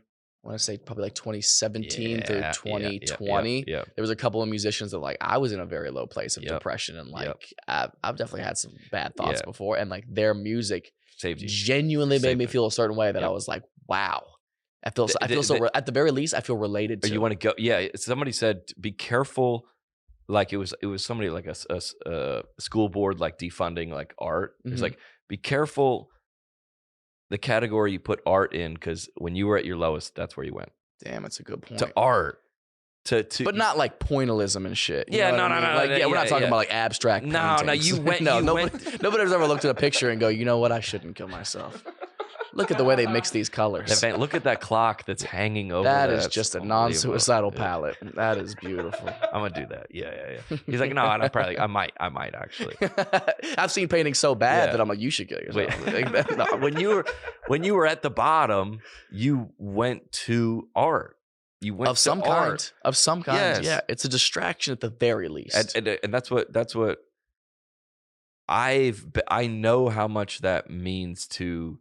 I know when people say, like, there was somebody that said, like, we did a tour for the troops in the Middle East. I've always wanted to do that. Awesome. Will you put me in? If you don't have a contact, put me in contact. Yeah, with the troops would love you. To do that. That's a weird thing to say. That's saying like people in prison would love you. Well, they would. I'm pretty sure the troops would love you. Oh yeah, dude. I'll put you in touch with the troops would love you. I don't even know what that means. But they go. It was like, I remember flying over there and there was like armored vehicles that would take us around, and like we went to all these military bases, and I go, what are we doing over? Like there's a lot of like expenses involved in this, and they said the general, whatever, I wrote this in my book. He said when the comedians come, the suicide rate goes down. Wow. And that's everybody. That's you. That's everybody. When the comedians come, I go, well, you should have told me that on the way home. Not like now. Like, good luck out there. You say, it's a lot of pressure. If this doesn't go well, it's about to go up. All right, no pressure. But I feel like in Nashville, everybody gets on there's all the country singers are here, right? All the artists are here. And if you go any of those truck stops around, like on Thursday night, Friday morning, everybody is going out. It's like a weird, like, not wartime, but like going out amongst the people and like bringing these, like, someone's like Dustin Lynch or whatever is getting his band together and going up to Evansville, Indiana, which is like depressed, like it's a sad city. And you're not to roast Evansville, but like you're bringing something to them, and that's what you're doing And that's what people come. Yeah. They're like, there's something. It's a relief. It's a relief. It's an escape. It makes people feel relatable. It makes people feel heard sometimes. Yeah. I was talking to there was a girl last night who's a mutual friend of mine. She came and she does like some influencer stuff or whatever. And she was like the whole internet stuff I was talking about at the beginning of the show. She was like the whole time I was just like, yeah, so I'm not the only person who has to go through this kind of negativity and all this kind of stuff all the time. And she was like, I felt like I was supposed to be here and hear this to figure out how to navigate that stuff myself. I'm like, that's crazy. And you're like, here's the meet and greet is $50. Yeah, 100%. I love that energy. Now here's a QR code. But you can't meet. Yeah. Well, do you think anything about your like point of view has switched since you started selling tickets? Or joke wise, it's jokes or jokes. Jokes or jokes. No. If somebody came and saw you a year and a half ago and somebody came and saw you now, it's different just because there are more people. Yeah, I don't think my perspective's changed. If anything, I kind of expect it to not last just because because so many people are coming from the internet. And like we talked about, that's not the same as a live show, right? Yeah, sure. So there are some shows that like people will come and they'll go, like you said earlier, like, oh, this isn't for me like I thought it was going to be. Yeah. So it's like now that more people are coming, I'm so well aware I'm not everyone's cup of tea. So if I have 1,000 people come to a show, I fully understand and expect 100 of those people might not ever come back again. And that's okay. So there's a part of me that's like a little bit anxious that you're like, wow, I want to keep all these new fans and everything. But there's also still a part of me that's like, no, you're at the end of the day, this journey is about finding your people, long game. You know, if you can't, a flash in the pan of like instant success is exciting and everything. But like you're trying to find those people who are gonna stay your fans and want to keep fucking with friends. You. In 10, 20 years, you know. So I'm more just focused on building that relationship and being me and finding the right fan base. I don't want. Whenever I would get in trouble or canceled for something, I go, you know what? It's totally okay that you don't like me because you wouldn't like my live show anyways. Yeah, you were never buying tickets. Yeah, anyway. You were never going to be a fan of mine long term. Yeah. You saw my jawline and you were like, cool. What's up? Yeah. And if two people come to the show and you are you, right? You're not trying to do anything other than you. The one person goes, I hate that guy. I will never go again. The other person goes, I'm gonna come tomorrow and bring 2 of my friends. Totally. It's a win. Mm-hmm. If you're you, because I've heard like with the blue collar comedy, it was like Jeff Foxworthy, Bill Engvall, Larry the Cable Guy, and Ron White. Yep. Ron White was dirty, like in his own, like he would be clean for that show. Yeah. And everybody after he would come back to the same markets they'd do the arena, they would come back and he would do the theater, and he was like right after. And he's like, I'm going to be me. I have and all the blue collar people would come over. And then they're expecting the same show. And then he was him. And a lot of people left. But the people that loved it. Absolutely. And you could see what happened to his career. He's still around and doing it. Absolutely. Because he was him the whole time versus some of the other, like maybe this isn't really me. Yeah. And then, eventually your cards are gonna get played. Yeah, and that's your longevity as well. How like Dane Cook is a great example of like, you know, he got so very infamous for like he was very expressive in his massive acts, and they were groundbreaking and hilarious. Yep. But you can't do that forever. Yeah, you know, I've had conversations with him about that before. Like you have to evolve over time, you know. And if you're doing if there's something about you that you can't do forever. Yeah, that's gonna change. You might end up losing some fans because they go, oh, well, we loved him because he did this before. He was this way before. But you're like, yeah, but I changed, or maybe I wasn't being truthfully me. If you're being truthfully you, those people are never gonna see that massive of a change in you. No, or even better,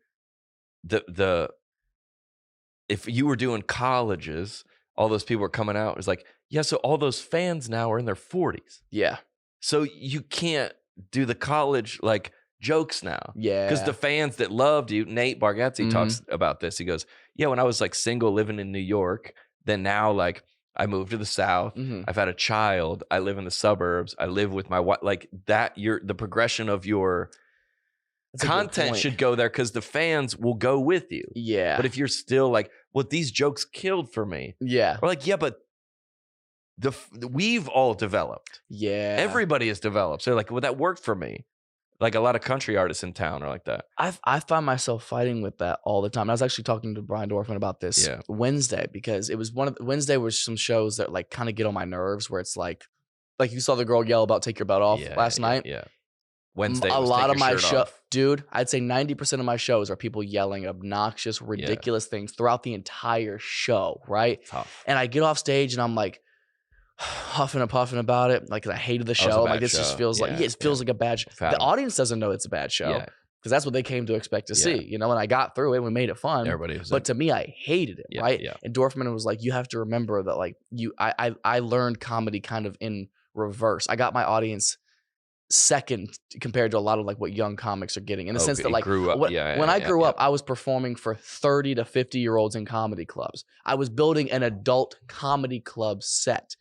So I I was at least trying to become like a respected stand-up comedian. You were on your way. Yes, that was the focus, you know? Like there was no pandering to young people or young shit because they weren't in the comedy clubs. They weren't there. And now that's my audience. Now they're there. So I put on like a professional stand-up show for younger people who aren't used to that. So he was like, you have to introduce them to what that really is.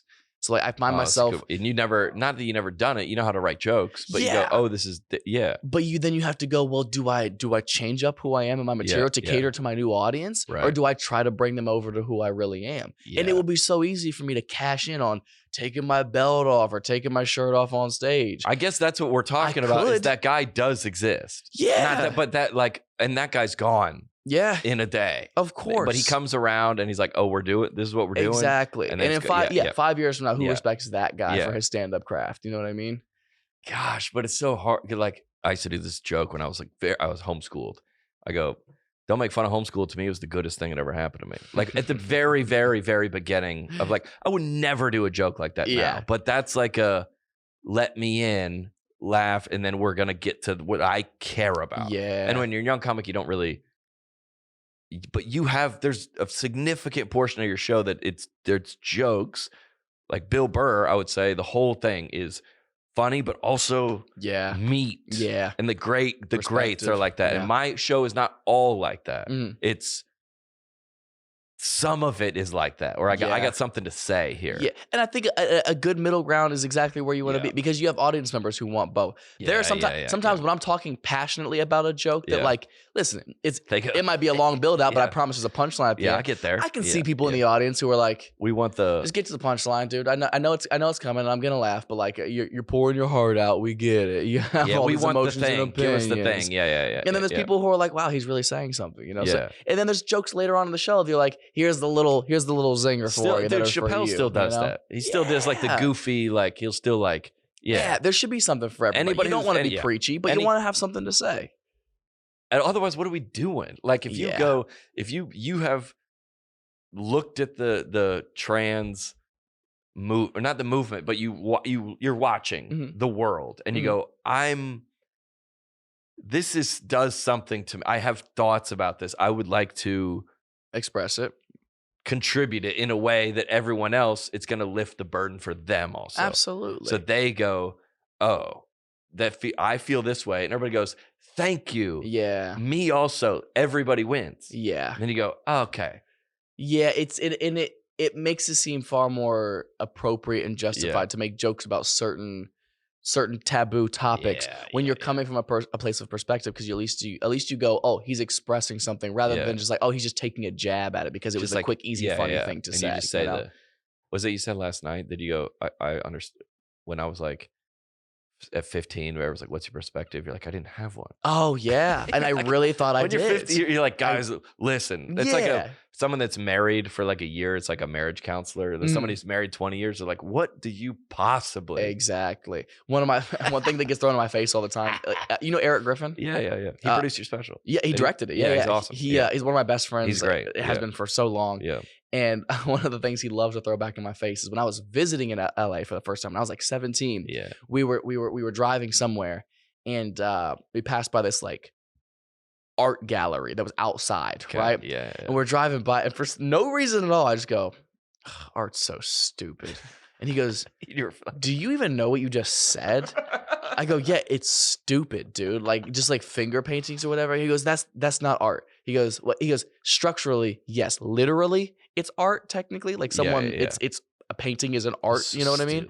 Yeah. But he goes, but what you're saying, you can't take it in general concept like that. He goes, you like shoes, right? Yeah. I go, yeah. He goes, that's art. Somebody made that.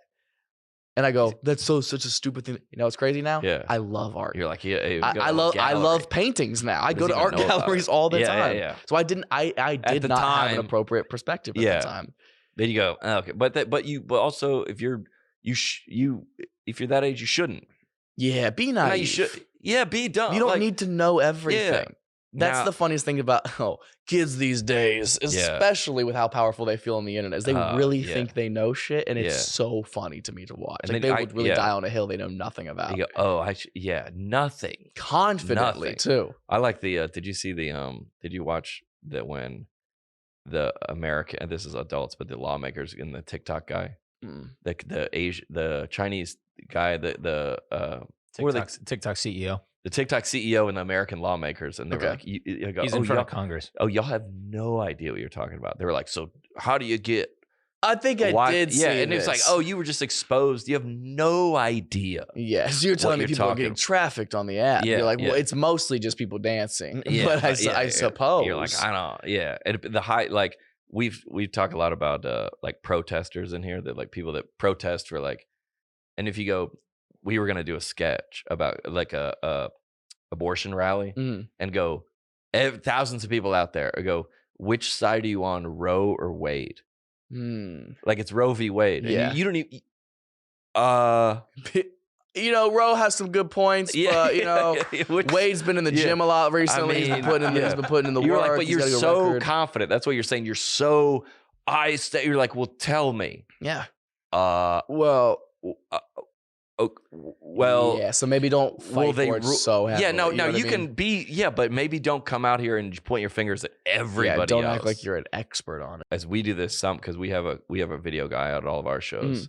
If you like, and me and Trevor Wallace have talked about this sometime. Not like clip harvesting, but you're like, oh, we got one. Oh yeah, and then you like. I feel like I just like play around there longer than I normally would. Cause you're like, the guy goes, I'm from Salem, and you're like, and he's doing something wild, and there's a huge pop. Yeah. You go, normally at a show, if there's no cameras on, I would mess around with him and then I would move on. Yeah.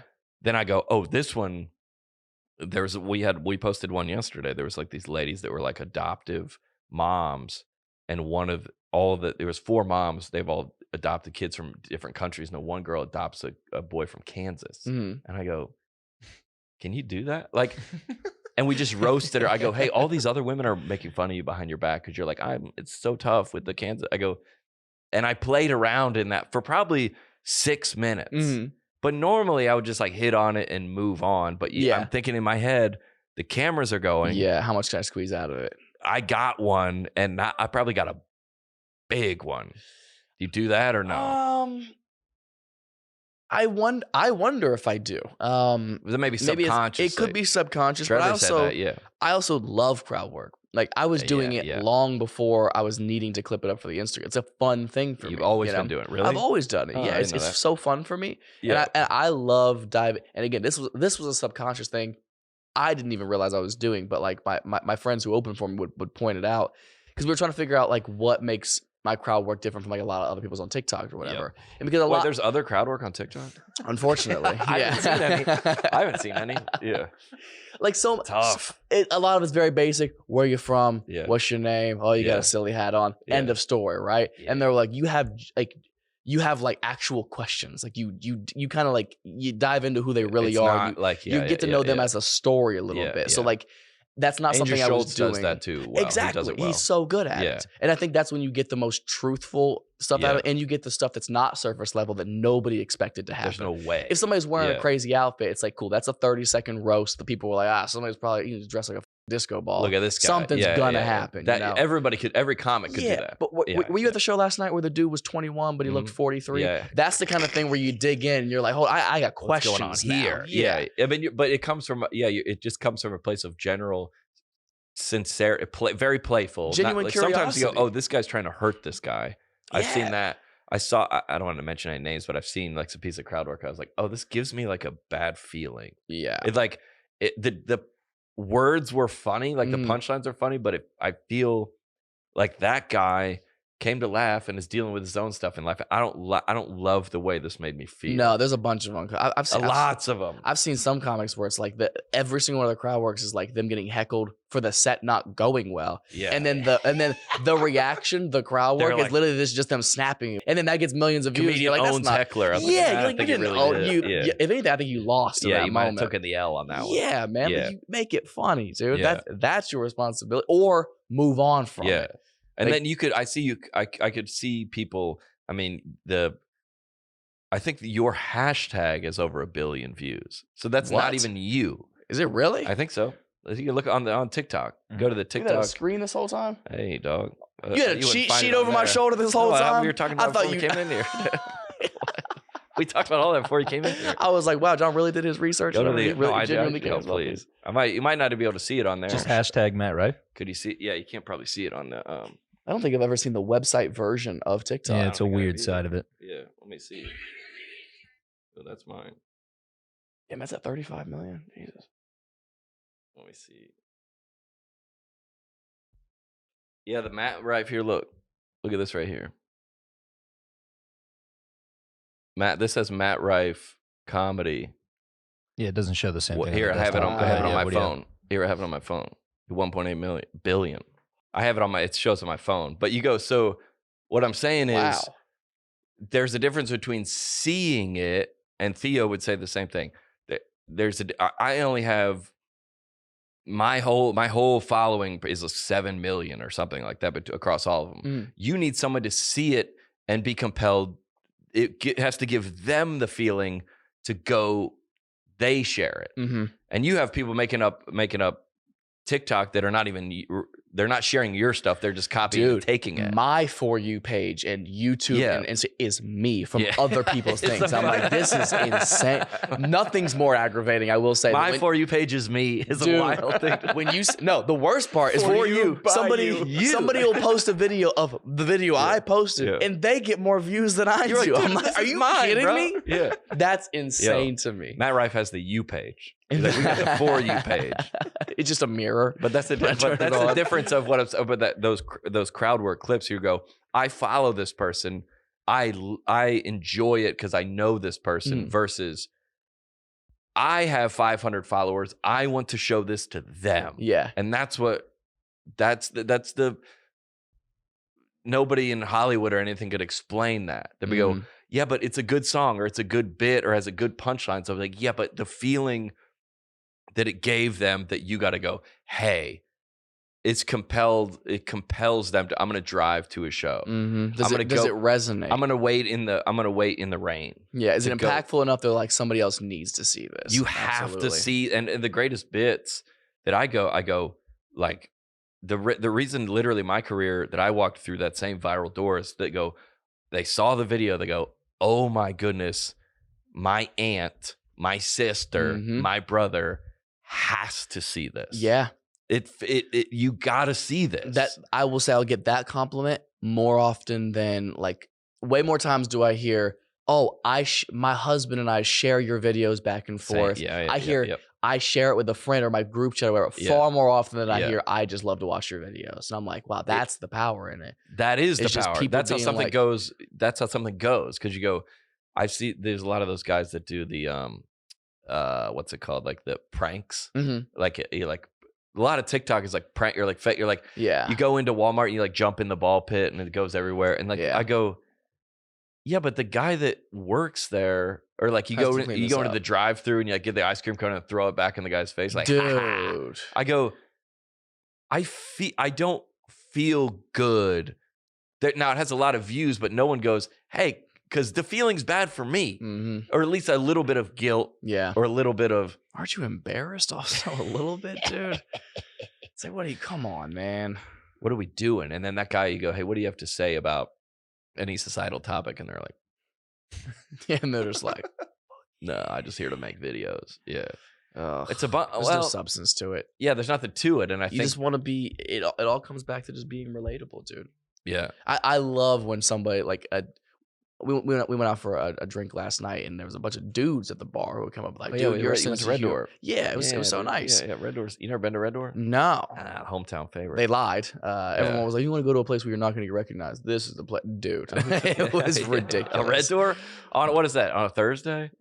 Yeah. Red Door on a Thursday is different than a Red Door on a Monday, Tuesday. But I do love hearing people are like, your sense of humor is exactly my thing, because I know it's not for everybody. So again, you're getting that gratification from being you on stage. You're like, oh, there are people who are like, who feel the same way. They're like, man, there's all these comedians out there, but like this is the thing. This feels the most like me. You know? If we were sitting at our table and you go, hey Matt, come over and hang with us.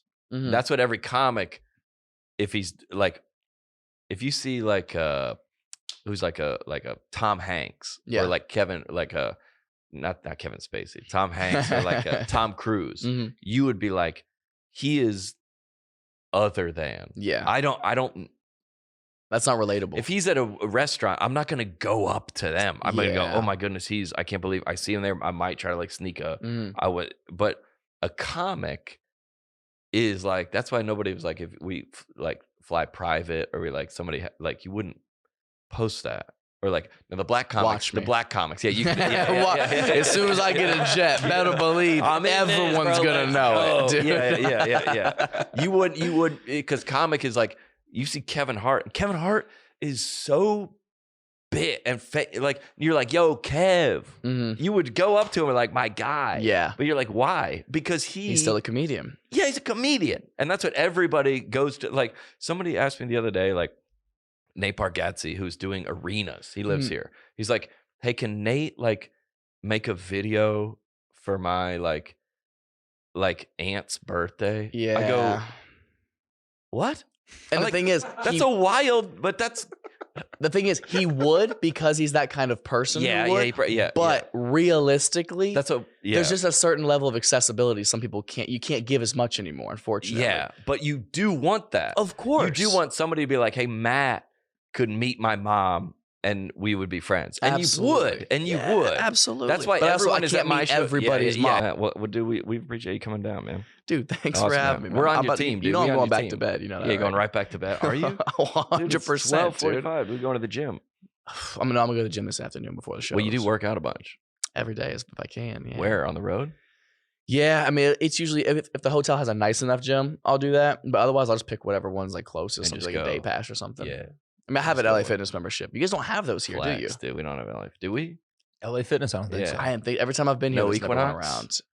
Dude, I'm not spending $300 for the same heavy shit. Dude, heavy's heavy, same guy, dude. Comic is always a comic, dude. A comic goes, nah, that's not my spot. That's so insane. That's at $300. Yeah. I will say it's getting to a point now where like if I go to a public gym, it's like I do have a hard time getting through a set. It's a little bit of a thing. Which I don't mind. If you want to come over and say hi, do it. But like do it when I'm not mid like unless you spot. And they're like, hey, help. Help, I'm in the middle of this right now. Yeah. Like if you see me put the weight down and I'm just kind of like sitting there, by all means, come say hello. But don't if you see me get the bar off the rack, don't be like, yeah, that's fine. Yeah. Well, there's like a. It happens to me when there's like this math that you go, I think he's not at the place he should be. Like if you see the person that is like your doctor, but they're at the post office, you're like. Yeah. So you go, I think that's Matt Rife. And then there's this moment of like looking at the tour schedule. Or like, you ever catch people doing that? Oh, people looking at you and they're going, oh, he's in Omaha. What's up? Dude? Yeah. There's like,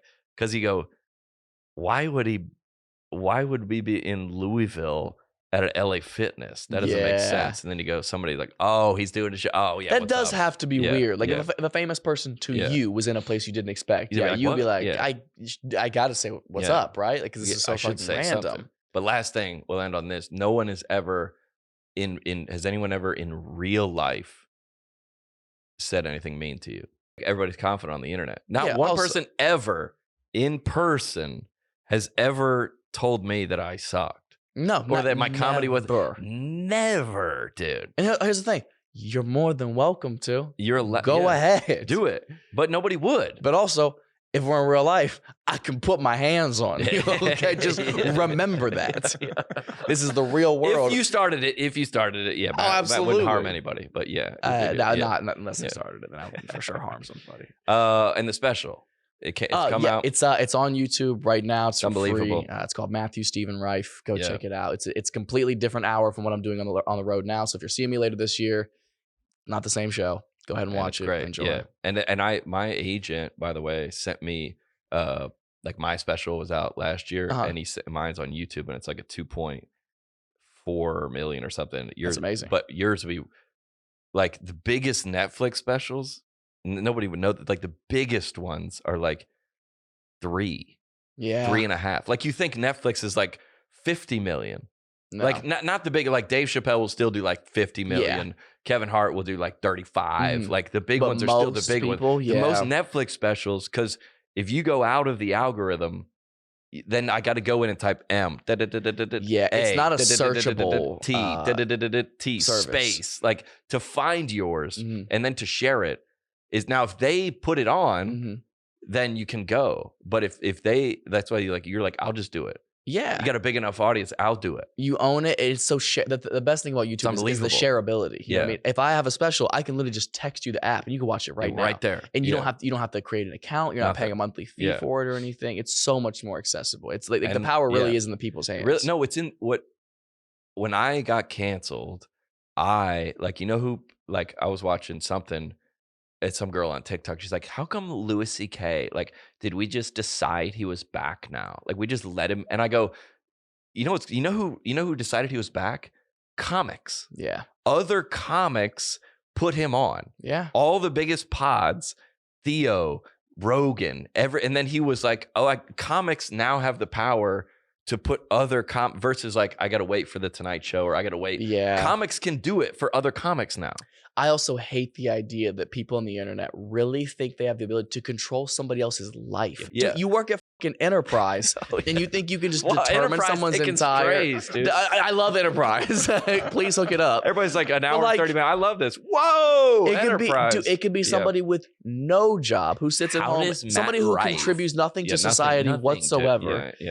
Thinks they have the ability and the power to just, to control somebody's entire life. And Chappelle talks about this as well very often. Like, do you have any idea how up it is to try to take someone's livelihood away from them? Like that is literally akin to, he says trying to take away someone's livelihood is akin to killing them. It's everything they've worked for. It's their purpose in life. If you take away someone's purpose and everything they worked for, their whole they're not allowed to work. Yeah, is because wild. you don't think they're funny, or they said some words that hurt your feelings. Or even they did something that was illegal. Even then, but if you the system is there's a legal system or there's but you should, like somebody was like, Louis C.K. said one time, all I have left is my birthday. When he was at his darkest. That's very funny. Which is like, this is the only thing they were like, we want Louis C.K. to be in the streets, homeless, begging for money. That's insane. That's insane. How is that the punishment rarely matches the crime anymore? Rarely. And what he did was gross, but at what point does somebody deserve to lose everything in their entire life? Do you get to like we did some shows, we've done shows in prisons, and it's like, hey, that's pretty cool. Yeah, it was wild. But he goes, hey, I did this, it's 2.5 years, and then I'm free. I am now. They at least get free. I have. But our jokes live forever. Yeah, I paid for the thing. Yeah. That's so insane to me. People are so dramatic, dude. That's why I hate the slang. I hate the slang canceled. Yeah. Because it's so over dramatic. What am I? A fucking Netflix subscription? Like you canceled. Oh, you canceled me from the universe. I'm fucking done. Apparently. Well, now dragged. People magazine is like Matt Rife in hot water. I was like, yep, you are the one putting him in the hot water. Yeah. Like, you're doing the thing. Also, I've learned to get comfortable in there. Hot water, bet. It's a bath now. It's a hot tub. It's a hot tub. I'm living in hot water. Cool. I don't even have to tell anybody where to find you on the internet. Just open your For You page. Yeah, it's probably on there. You're touring all over. Just go to mattrifeofficial.com. All the shows this year are sold out so far, but we're announcing a bunch of theater shows for the third and fourth quarter of this year. So if there's nothing available now, be patient. I think beginning of May, we're going to release a bunch of shows for September through December. So be patient. Watch the special. We be out there. Matt Rife, good to see you, brother. Dude, thanks for having me. Sure, it was a little weird, but on the net, it was a positive. was a positive. You cannot be serious. On the net, it's a positive.